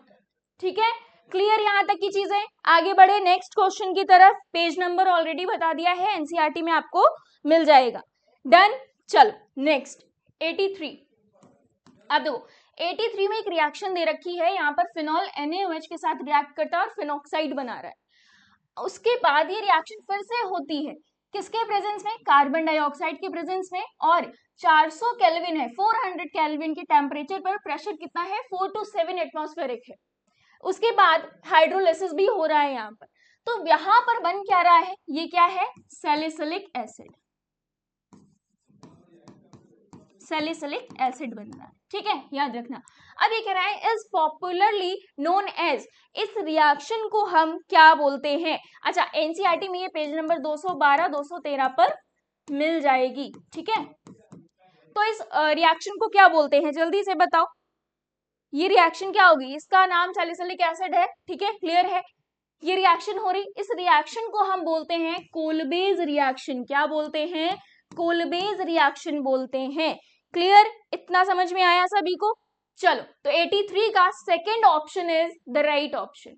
नेक्स्ट 84 नंबर का क्वेश्चन कह रहा है the major product of the following reaction. यहां पर एक रिएक्शन है, सेम फिनॉल रिएक्ट कर रहा है। ठीक है, किसके साथ यहाँ पर फिनॉल रिएक्ट कर रहा है, Zn की डस्ट के साथ। ठीक है, Zn की डस्ट के साथ कह रहा है यहाँ पर क्या मिलेगा, फाइनल प्रोडक्ट बताओ। तो सिंपल सी बात है, हमें फाइनल प्रोडक्ट में यहाँ पर बेंजीन मिलता है। ठीक है, और ZnO यानी कि जिंक का ऑक्साइड मिलता है। क्लियर, तो आंसर क्या हो गया, बेंजीन, बेंजीन। ठीक है, अब देखो फर्स्ट ऑप्शन इज राइट, बाकी के ऑप्शन यहाँ पर गलत हो जाते हैं। इतना क्लियर हो गया सभी को। नेक्स्ट 84 का आंसर जो है वो कौन सा है, फर्स्ट ऑप्शन ये पेज नंबर 213 पर मिल जाएगा, ठीक है। नेक्स्ट 85 की बात करते हैं। यहाँ पर फिनॉल की ही रिएक्शन है, किसके साथ हो रही है, Na2Cr2O7 और H2SO4 की प्रेजेंस में हीट किया जा रहा है। तो ये बोल रहा है कि यहाँ पर जो मेजर प्रोडक्ट बनेगा वो क्या बनेगा बताओ। तो यहाँ पर जब फिनॉल Na2Cr2O7 की प्रेजेंस में रिएक्ट करता है और सल्फ्यूरिक एसिड है तो बेंजोक्विनोन बनता है। क्या बनता है, बेंजोक्विनोन बनता है, याद रखना, ठीक है, बेंजोक्विनोन बनता है। डन।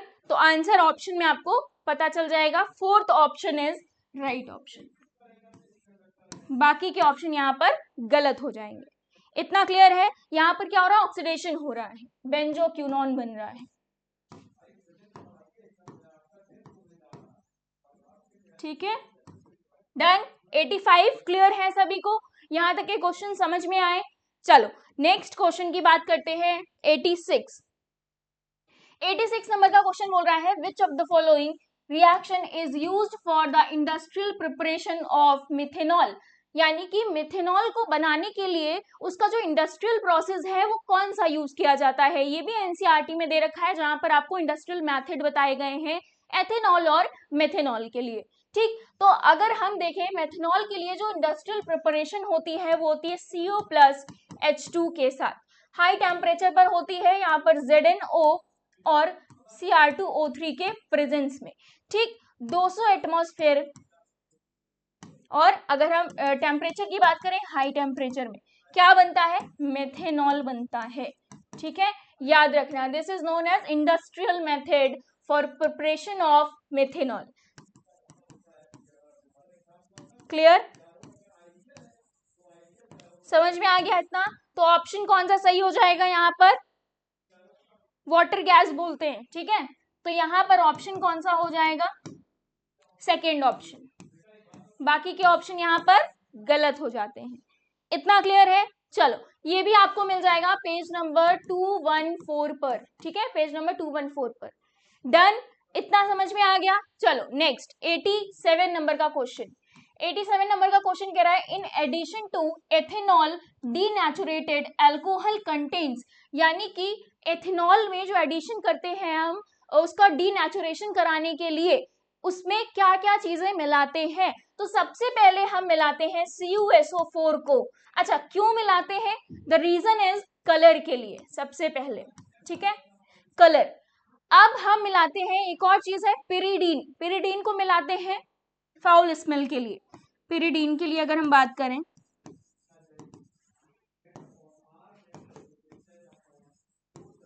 ठीक है, क्लियर। तो यहां पर यही दोनों चीजें हैं जिसमें हम एथेनॉल में डीनेचुरेशन के लिए मिलाते हैं। In addition to ethanol denatured alcohol contains, जो डीनेचर्ड अल्कोहल होता है वो कौन क्या क्या चीजें कंटेन करता है, कॉपर सल्फेट और बेरिडीन, ठीक है। उनको किस रीजन की वजह से ये भी आपको यहाँ पर लिख दिया है। तो आंसर क्या हो गया, CuSO4 भी है, पेरिडीन भी है, तो फोर्थ ऑप्शन के साथ हम यहाँ पर जाएंगे क्योंकि फोर्थ ऑप्शन कह रहा है बोथ 1 and 2। क्लियर, समझ में आया इतना। चलो नेक्स्ट क्वेश्चन कह रहा है 88 नंबर का, ethanol on dehydration of using H2SO4। आप सभी को पता है H2SO4 एक बहुत अच्छा डिहाइड्रेशन का काम करता है, ठीक। Can give di ethyl ether, ये क्या कर रहा है, एथेनॉल की जब हम रिएक्शन करा रहे हैं यानी कि CH3CH2OH, इसकी जब रिएक्शन हो रही है, देखना किसके साथ हो रही है, H2SO4 के साथ, ठीक है। ये क्या कर रहा है, डिहाइड्रेट कर रहा है, यानी कि वाटर मॉलिक्यूल इसमें से निकाल लेगा ये। तो यहाँ पर अलग अलग टेम्परेचर दे रखा है, यहाँ पर देखो बोला है कि डाई इथाइल ईथर बनेगा, कहां पर बनेगा हमें बताना है, the temperature is of the reaction should be, ठीक है। तो यहाँ पर देखो ये जो एनसीईआरटी का ही क्वेश्चन है, यहाँ पर अलग अलग टेम्परेचर पर सेम रिएक्शन अलग अलग प्रोडक्ट यहाँ पर फॉर्म करती है। अगर हम 443 केल्विन रखें तो हमें यहाँ एथीन मिलती है, CH2 डबल बॉन्ड CH2, ठीक। अगर इसी टेम्परेचर को, अब आपको टेम्परेचर तो ऑटोमेटिकली पता चल गया होगा कि आंसर क्या होने वाला है, क्योंकि 443 केल्विन पर तो क्या बन रहा है, एथीन बन रहा है, एथीन बन रहा है, ठीक है, ये क्या है, इथाइल अल्कोहल। क्लियर। तो यहां पर टेम्परेचर 413 होता है, 413 केल्विन होता है। तो क्या बनता है यहां पर, एथॉक्सी एथेन बनता है, डाई एथिल ईथर बनता है। क्या बनता है, डाई एथिल ईथर बनता है। ठीक, तो 413 केल्विन पर ही डाई एथिल ईथर हमें मिल रहा है। तो आंसर क्या हो जाएगा, ऑप्शन नंबर 3। बाकी के ऑप्शन यहां पर गलत हो जाएंगे। डन, इतना समझ में आ गया। चलो नेक्स्ट क्वेश्चन देखते हैं। 89 नंबर का क्वेश्चन क्या कह रहा है, which of the following option shows the correct organic products of the reaction. यहां पर एक रिएक्शन हो रही है और आपको उस रिएक्शन में प्रोडक्ट बताना है। एक प्रोडक्ट ऑलरेडी आपको दे रखा है यहाँ पर, सोडियम ब्रोमाइड NaBr। आगे के प्रोडक्ट आपको बताने हैं क्या बनेगा।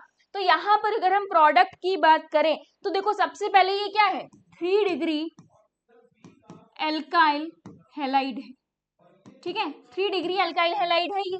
अब यहाँ पर जो रिएक्शन होगी तो हमें यहाँ पर क्या मिलेगा, अगर एरो के बाद अगर हम यहाँ लगाएं CH3C और एक CH3 इधर जुड़ जाएगा सेम।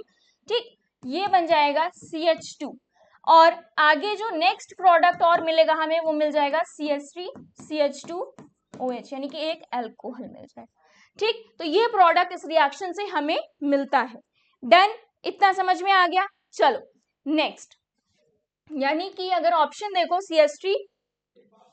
CH3 यहां पर ये भी नहीं, यानी कि आंसर कौन सा सही होगा हमारा, 4th ऑप्शन। ठीक है, 4th option is the right option. Done, इतना समझ में आ गया। चलो नेक्स्ट 90 नंबर का क्वेश्चन देखो। अभी तक हम लोग अल्कोहल फिनॉल ईथर के क्वेश्चन कर रहे थे। ठीक, चैप्टर हमारे 2 आ रहे हैं, सॉल्यूशन भी आ रहा है, तो कुछ क्वेश्चन उसके भी मिलेंगे। तो यहाँ पर सबसे पहला क्वेश्चन क्या कह रहा है इसका, 0.25 molar solution of NaOH means, ये बोल रहा है कि जो 0.25 सॉल्यूशन है किसका, NaOH का है। ठीक है, अब ये बोल रहे हैं इसका मतलब क्या है, मतलब डेफिनेशन के अकॉर्डिंग अगर बताओ तो ये क्या कहने चाह रही है लाइन। अब देखो 0.25 m का मतलब होता है यहाँ पर जो हमारा सॉल्यूट है। ठीक है, n की बात कर रहा है, सॉल्यूट की। ठीक, अब देखो यहाँ पर मोलरता का यानी कि मोलैरिटी का जो फॉर्मूला होता है वो क्या होता है, N/V। ठीक, n क्या होता है, number of mole of solute. ठीक, अपॉन में यहां पर वॉल्यूम ऑफ व्हाट, सॉल्यूशन। ठीक, इन लीटर्स, यही तो फॉर्मूला कह रहा है। अब यहां पर 0.25 क्या दे रखा है, मोल्स दे रखा है। ठीक है, सॉल्यूशन का जो वॉल्यूम है वो लीटर्स में होना चाहिए। अब यहाँ पर जो NaOH है ये क्या है, सॉल्यूट ही तो है, ये क्या है, सॉल्यूट ही तो है। तो सॉल्यूट के मोल्स आपको पता है, तो ऑप्शन 1 देखो 0.25 moles of NaOH in 1 mole of water. नहीं, वाटर किस चीज का काम कर रहा है, water as a solvent work कर रहा है। ठीक, और सॉल्वेंट और सॉल्यूट मिलाकर सॉल्यूशन बन रहा है। तो यहाँ पर 1 मोल ऑफ वाटर नहीं होगा, 1 लीटर ऑफ वाटर अगर होता तब ये करेक्ट होता। ठीक, अगर हम बात करें तो ये यहाँ पर गलत हो गया। वो भी 1 लीटर ऑफ वाटर नहीं होता, 1 लीटर ऑफ सॉल्यूशन होता। वाटर की क्वांटिटी हम यहाँ डिसाइड नहीं कर रहे हैं, यहाँ पर क्या कह रहे हैं हम, जो वॉल्यूम होगा वो किस में होना चाहिए, लीटर्स में होना चाहिए। और किसका वॉल्यूम होना चाहिए, पूरे सॉल्यूशन का होना चाहिए। ठीक, तो ये तो गलत हो गया। सेकेंड ऑप्शन कह रहा है 0.25 मोल्स ऑफ NaOH। ठीक है, ये तो सही है कि जो मोल्स हैं NaOH के वो 0.25 इन 1 लीटर ऑफ सॉल्यूशन। देखो अभी जो हम लोग बात कर रहे थे वही बात यहाँ पर सही निकली, यानी कि option number 2 is right. Third option भी देख लेते हैं। थर्ड ऑप्शन कह रहा है 0.25 moles of NaOH in 1 kg of water. ये भी गलत है। अगर मोलैलिटी की बात होती तब तो ठीक है, क्योंकि मोलैलिटी के फॉर्मूले में नीचे क्या लिखा होता है कि सॉल्यूट का मास, सॉल्वेंट का मास जो कि केजी में होना चाहिए, सॉल्वेंट का मास जो कि केजी में होना चाहिए वो मोलैलिटी है। तो ये भी गलत हो गया। ऐसे ही फोर्थ ऑप्शन देखो 1 litre of solvent, 1 litre of solvent नहीं, पूरा का पूरा सॉल्यूशन काउंट होता है। ठीक, तो ये भी गलत हो गया। आंसर कौन सा सही हुआ हमारा 90 का, आंसर होगा सेकेंड ऑप्शन इज राइट। ठीक है, इतना समझ में आ गया सभी को? चलो नेक्स्ट क्वेश्चन देखते हैं 91 नंबर का क्वेश्चन कह रहा है calculate the mole fraction of ethylene glycol C2H2O2 C2H6O2 in a solution containing 20% of this glycol by mass। आप देखो ये कह रहा है C2H6O2 कितना कंटेन कर रहा है उस सॉल्यूशन में, अगर हम बात करें तो 20%। क्या हम इस 20% को 20 ग्राम मान सकते हैं? ठीक है, मान सकते हैं, बिल्कुल मान सकते हैं बाय मास। अब ये सॉल्यूशन का एक पार्ट है, क्या है ये? सॉल्यूट है, मान लिया ये सॉल्यूट है। तो सॉल्वेंट कौन है? वाटर। तो वाटर क्या हो गया? बचा हुआ पार्ट, यानी कि 80%, जिसे हम क्या मान सकते हैं? 80 ग्राम मान सकते हैं। क्लियर है? 80 ग्राम मान लिया। अब हमें इनकी ये क्वांटिटी पता चल गई, प्लस यानी कि ये क्या है? ये तो गिवन मास हो गए, ये क्या हो गए? गिवन मास हो गए।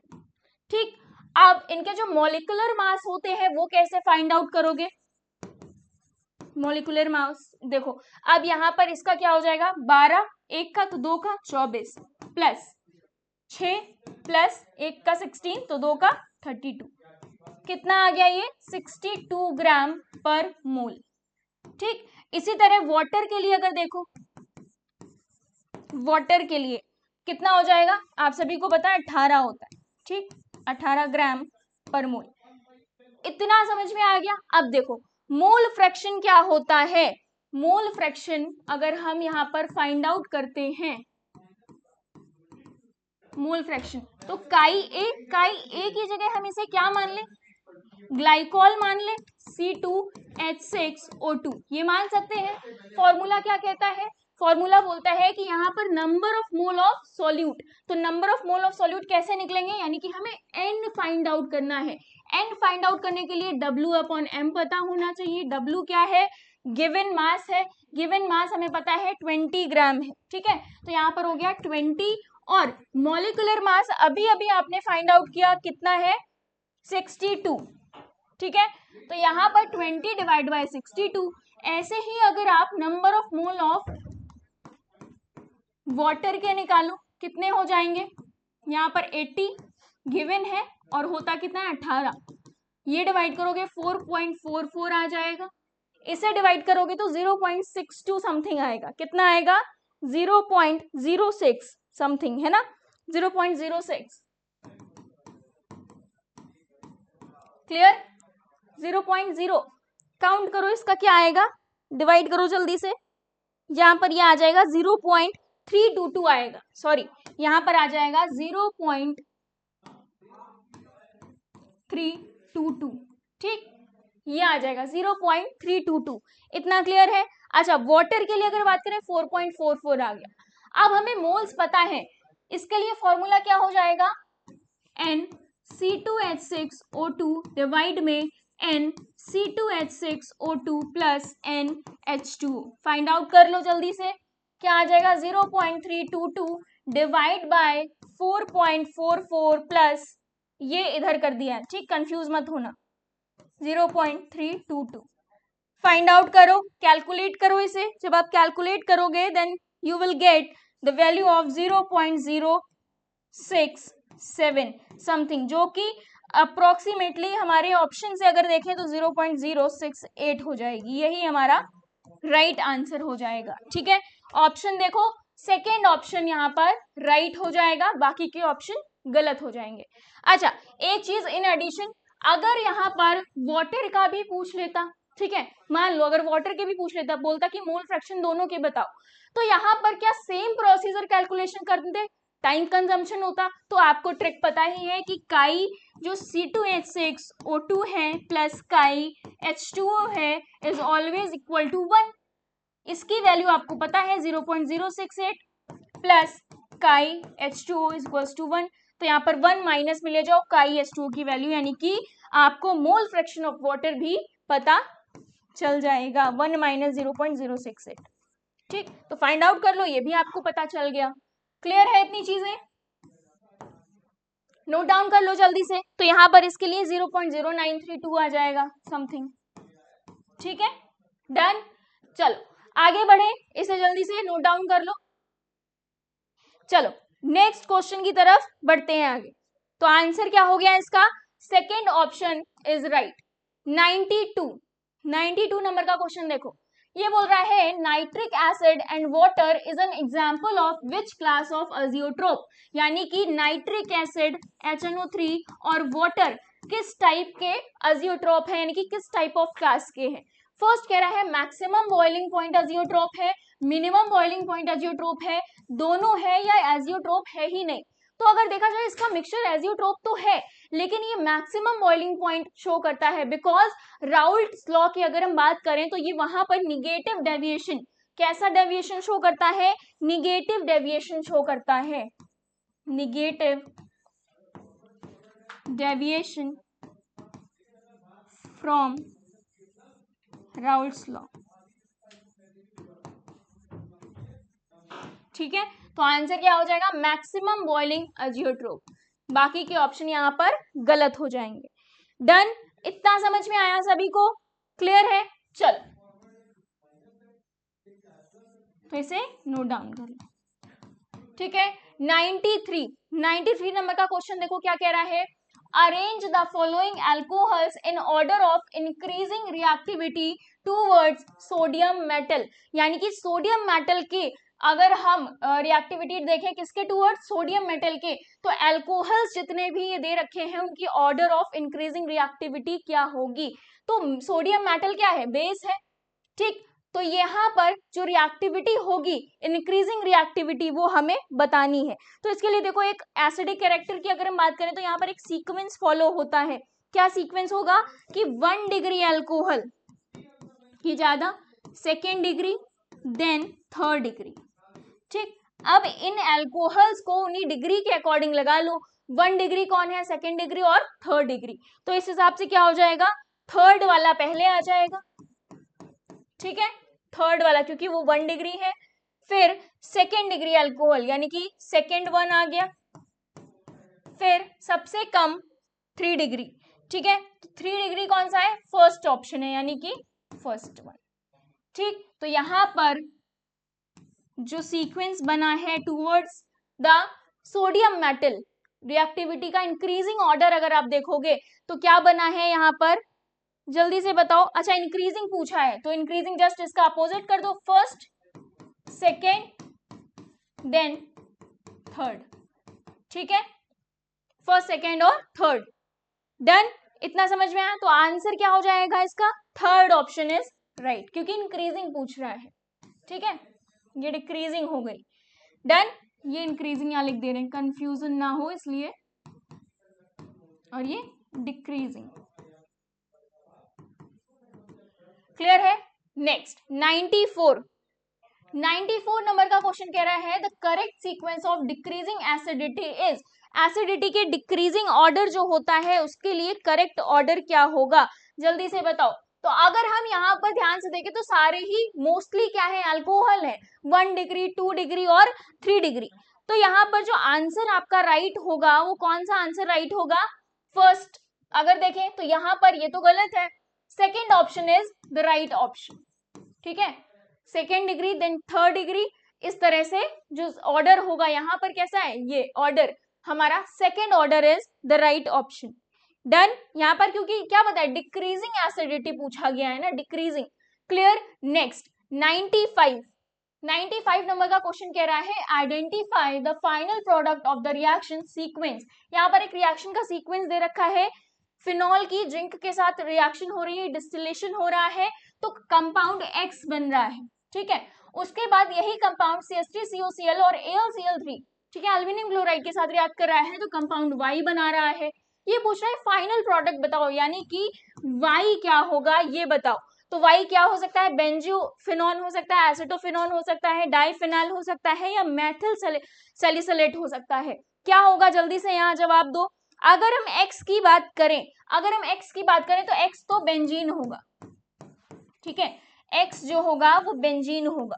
अब आगे देखो, यहाँ पर जब बेंजीन यहाँ पर CH3COCl के साथ रिएक्ट कर रहा है तो क्या बना रहा है? ये एसिटोफिनॉन बना रहा है। क्या बना रहा है? एसिटोफिनॉन बना रहा है। ठीक है, एसिटोफिनॉन बनता है। क्लियर है, इतना समझ में आया? तो यहाँ पर इसका फॉर्मूला नाम क्या है, एसिटोफिनॉन।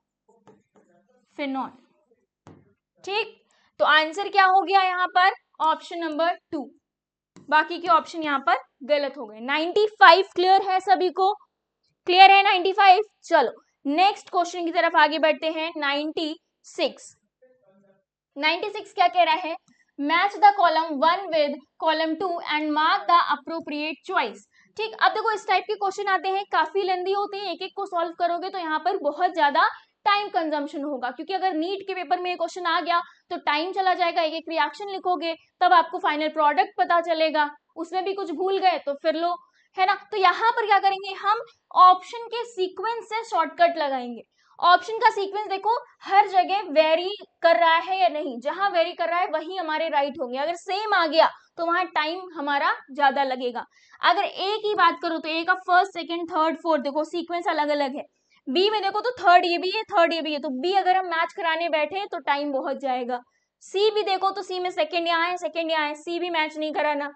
डी देखो फोर्थ फर्स्ट थर्ड सेकंड, यानी कि अगर हम लोग ए का देख लें एक बार आंसर और डी अगर पता कर लें या इन दोनों में से एक भी पता कर लें तो हमारा आंसर जो होगा वो हमें जल्दी पता चल जाएगा।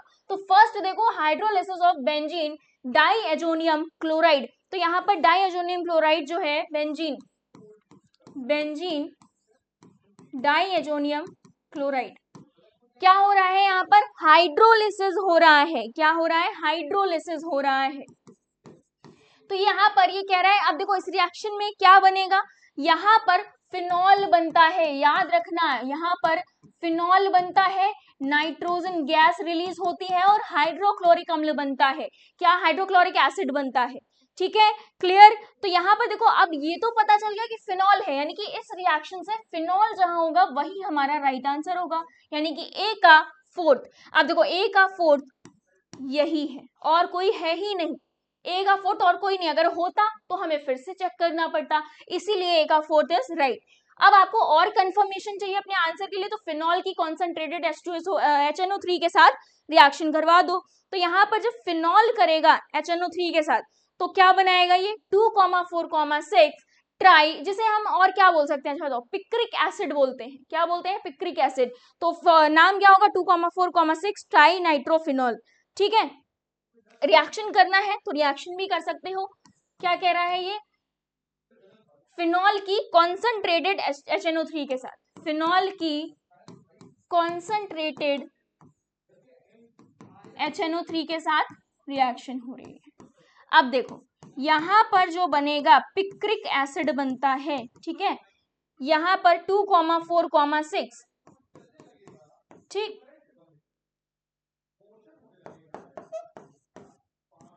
यहां पर भी, ठीक है। तो क्या हो गया ये, अगर हम देखें यहां पर भी NO2 लगा हुआ है और इधर और यहां पर 2 4 6, ठीक है, 1 2 3 4 5 6 2 4 6, नाम क्या है अभी बताया, पिक्रिक एसिड। तो देख लो डी का थर्ड क्या इसी ऑप्शन में है, इसी ऑप्शन में, यानी कि यही हमारा कंफर्म्ड राइट आंसर है, कंफर्म्ड। ठीक है, तो डी का थर्ड इज राइट। तो इसी हिसाब से आप बी भी मैच कर सकते हो, सी भी मैच कर सकते हो, क्योंकि हमारा राइट आंसर तो हमें पता चल गया है। डन। इसका नाम और क्या हो सकता है, 2,4,6 ट्राई नाइट्रोफिनॉल। ठीक है, यहाँ लिखना चाहो तो लिख सकते हो 2,4,6 ट्राई नाइट्रो, यहाँ पर, ठीक, डन। क्या हो गया 2,4,6 ट्राई नाइट्रोफिनॉल। चलो नेक्स्ट क्वेश्चन देखते हैं जल्दी से। 97, ठीक है, 3 क्वेश्चन और बचे हैं। 97 देखते हैं जल्दी से, क्या कह रहा है, for preparing 0.1 molar solution of H2SO4 in 1 litre we need H2SO4। अब ये बोल रहा है कि यहाँ पर हमें मोलैरिटी पता है 0.1 है सॉल्यूशन की, ये कह रहा है कि वॉल्यूम भी पता है 1 लीटर है, लेकिन हमें कितने H2SO4 की जरूरत होगी, यानी कि गिवन मास हमें यहाँ पर नहीं दिया है, मास को ही हमें फाइंड आउट करना है। तो सबसे पहले मोलैरिटी का फॉर्मूला लिखो, N/V। 0.1 आपको पता है, N क्या दे रखा है, अगर यहाँ पर मोलैरिटी है, एन की अगर आप बात करोगे तो एन आप भी फाइंड आउट कर लोगे, ठीक। वी आपको 1 लीटर दे रखा है, तो एन कितना आ गया 0.1, एन हमें पता चल गया। तो जब हमें एन पता चल गया है, ठीक है, एन पता चल गया है, तो W अपॉन M के फॉर्मूले से हम इसे फाइंड आउट कर सकते हैं। एन कितना है 0.1 है, W फाइंड आउट करना है। H2SO4 के लिए M कितना होता है, याद कर लो 98 होता है, तो यहाँ 98 मल्टीप्लाई कर दो, W आ जाएगा, यहाँ मल्टीप्लाई करोगे तो 9.8 ग्राम, ठीक है, 9.8 gram is the right answer. Done, समझ में आया। तो आंसर क्या हो गया, फोर्थ ऑप्शन 97 का फोर्थ ऑप्शन इज राइट, बाकी के ऑप्शन गलत। नेक्स्ट 98 नंबर का क्वेश्चन कह रहा है, मोलैरिटी ऑफ 98%, यहाँ पर वेट बाय वेट H2SO4 जिसकी डेंसिटी दे रखी है 1.8 ग्राम ml-1 इज, अब देखो मोलैरिटी पूछी जा रही है यहाँ पर, ठीक है, जस्ट अपोजिट क्वेश्चन आ गया। मोलैरिटी पूछी जा रही है जिसमें हमें 98% जो दे रखा है H2SO4 बाय वेट दे रखा है, तो क्या हम इसे 98 ग्राम मान सकते हैं, मान लिया, तो यही क्या हो गया, गिवन मास हो गया H2SO4 का, गिवन मास, ठीक है, गिवन मास है। अब देखो गिवन मास हमें पता चल गया है, मॉलिक्यूलर मास हमें पता ही होता है कितना है 98 है। अब इसे n पता चल गया, कितना हो जाएगा 98 डिवाइड बाय 98, मोल्स पता चल गए 1 मोल, मोलैरिटी फाइंड आउट कर लोगे n अपॉन v। अब देखो n पता है, v अभी फाइंड आउट करना है, v कैसे फाइंड आउट करोगे, आप सभी को पता है डेंसिटी इज इक्वल्स टू क्या होता है, मास अपॉन वॉल्यूम, वॉल्यूम पता करना है, डेंसिटी 1.8 दे रखी है, ग्राम पर क्या दे रखी है, ग्राम पर ml दे रखी है, ग्राम पर ml दे रखी है, तो क्या हम इसे 100 अपॉन 1.8 लिख सकते हैं, ठीक है, 100 अपॉन 100 ग्राम मान सकते हैं, तो 100 अपॉन यहाँ पर v है, जस्ट इसको v अगर करोगे तो 100 अपॉन 1.8 हो गया, फाइंड आउट करो कितना आ जाएगा, ये आएगा 55.5 आ जाएगा, ठीक है, 55.5। तो अब यहाँ पर रख दो 1 अपॉन 55.5। अच्छा, मोलैरिटी हमेशा जो वॉल्यूम होगा लीटर्स में होगा, कन्वर्ट करना है, ऊपर 1000 से मल्टीप्लाई कर दो, तो जब आप इसे सॉल्व करोगे तो 18 आएगा, मोलैरिटी कितनी आ गई 18, ठीक है। तो आंसर क्या हो गया, ऑप्शन नंबर सेकेंड, बाकी के ऑप्शन क्या हो गए, गलत। डन, समझ में आ गया। तो 98 का जो आंसर होगा वो क्या होगा, second option is the right option. समझ में आया इतना, चलो नेक्स्ट 99 सेकेंड लास्ट क्वेश्चन कह रहा है कंप्लीट द मिसिंग लिंक्स। यहाँ पर रिएक्शन दे रखा है, इस रिएक्शन इसमें क्या हो रहा है, अल्कोहली जो KOH है उसके साथ रिएक्ट करते हैं, X हमें मिल रहा है। आफ्टर दिस HBr पेरोक्साइड के साथ यहाँ रिएक्शन हो रहा है, Y मिल रहा है। आफ्टर दिस CH3ONA के साथ हो रहा है तो Z मिल रहा है। अब यहाँ पर हमें बताना है कि XYZ क्या क्या है। तो सबसे पहले अगर रिएक्शन होगी यहाँ पर, ठीक है, सबसे पहले यहाँ पर रिएक्शन होगी, अगर हम इसी रिएक्शन को आगे लिखे तो जो अल्कोहली KOH के साथ होगी तो यहाँ पर बनेगा CH3 CH डबल बॉन्ड और यहाँ पर बन जाएगा CH2, ठीक, ये तो X हो गया। अब यही X आगे किसके साथ रिएक्ट कर रहा है, HBr और पेरोक्साइड के साथ रिएक्ट कर रहा है, तो यहाँ पर बन जाएगा CH3 CH2 CH2Br। डन, यही रिएक्शन फिर से हो रही है किसके साथ, CH3ONA के साथ, तो यहां बन जा रहा है CH3 CH2 CH2 OCH3, ठीक, OCH3 इधर आकर जुड़ गया, ये हो गया Z, ये हो गया आपका Y, ठीक, ये X। कंप्लीट हो गई ये रिएक्शन। देखो कौन सा ऑप्शन सही होगा इनमें से, फटाफट मैच करो। First CH3 CH CH2 X, ठीक है, ये हो सकता है, ये भी, ये चारों में सेम है, तो फिर हमें Z या Y में मैच करवाओ। Y क्या है, CH3 CH2 CH2Br, CH3 CH2 CH2Br, ठीक है, ये हो सकता है या फिर ये हो सकता है, यानी कि फर्स्ट और थर्ड गलत है। Z मिला लेते हैं CH3 और CH2 OCH, यानी कि ये भी गलत हो गया, तो आंसर राइट कौन सा है, fourth one. Fourth one is the right answer for the question of 99. ठीक है, नेक्स्ट 100 नंबर का question. This is the last question of our discussion. 100 number का क्वेश्चन देखने में बहुत बड़ा लग रहा है, ऐसा लगेगा कि काफी टाइम वेस्ट होने वाला है ना, कि बहुत सारा टाइम जाने वाला है, लेकिन कुछ नहीं है. मैंने अभी जस्ट पहले मैचिंग के क्वेश्चन के लिए जो ट्रिक बताई थी वही सेम करना है आपको. सबसे पहले अगर देखो वेरी करने वाले जो भी हैं ऑप्शन उनको देख लो. ए देख सकते हो, ठीक है. बी का अगर बात करो तो बी भी देख सकते हो, यहाँ पर सारे ही मोस्टली वेरी कर रहे हैं. ठीक है, तो सबसे पहले क्या करना है, यहाँ पर मेथेनॉल दे रखा है. ठीक है, मेथेनॉल के लिए यहाँ पर कुछ चीजें दे रखी है, कन्वर्जन ऑफ फिनॉल, और यहाँ पर O hydroxy salicylic acid, ethyl alcohol, conversion of phenol salicylaldehyde, wood sprit, heated copper at this temperature, reaction of alkyl halide with sodium alkoxide. तो मेथेनॉल को सिंपली वुड स्प्रिट बोला जाता है. ये चीज आपके एनसीईआरटी में भी लिखी हुई है, जहां पर इस चैप्टर के इंडस्ट्रियल मेथड बताए गए हैं. ठीक, तो मेथेनॉल को हम क्या बोलते हैं, वुड स्प्रिट भी बोलते हैं. लिख लो, ये चीज क्वेश्चन में आ सकती है, बहुत बेसिक सी चीज है, पूछी भी जा सकती है. ठीक, तो ए का क्या हो गया, फोर्थ. अब देखो अगर बढ़िया रहा ए का फोर्थ तो हर जगह सेम मैच नहीं होगा, अगर एक सिंगल रहा तो आंसर वही होगा. तो ए का फोर्थ सिर्फ और सिर्फ थर्ड ऑप्शन में है, यही राइट है. यही क्या है, राइट है. अच्छा, और भी अगर इजी देखना है, कोई इजी देखना है तो देखो fermentation, ethyl alcohol, fermentation ethyl, उसी टॉपिक से दो मैचिंग मिल गई, उसी टॉपिक से दो मैचिंग मिल गई. तो हमें क्या करना है, थोड़ा सा ट्रिक लगानी है, थोड़ा सा लॉजिक लगाना है, आंसर को किस तरह से हम अटेम्प्ट करें. ठीक है, तो जैसे जैसे हम क्वेश्चन को अटेम्प्ट करेंगे हमारा टाइम कंजम्पशन जो होगा वो कम होगा, सो दैट हम आगे के क्वेश्चन अटेम्प्ट कर लेंगे. क्योंकि पेपर में कंसेप्ट पेपर अटेम्प्ट करना बहुत अलग चीज होती है, क्योंकि कभी कभी होता है कि हमें आता तो सब कुछ है लेकिन अटेम्प्ट करते करते टाइम ही नहीं बचता है, तो क्वेश्चन नंबर ऑफ क्वेश्चन क्या होते हैं, छूट जाते हैं. तो अगर ये ट्रिक थोड़ा सा मैचिंग में अगर हम यूज करें तो काफी टाइम बच सकता है. ठीक है, क्लियर. तो ए का फोर्थ और यहाँ पर एफ का सेकेंड, इसी को कंफर्म करो, एफ का सेकेंड आंसर, यानी कि third option is right option. ठीक है, इतना समझ में आ गया सभी को, इतना क्लियर है. यानी कि जो हमारे 100 क्वेश्चंस का डिस्कशन था वो यहाँ पर फिनिश होता है. हम लोग ऐसे ही अपने नेक्स्ट डिस्कशन में मिलते रहेंगे. तब तक के लिए बाय बाय, टेक केयर और थैंक यू सो मच.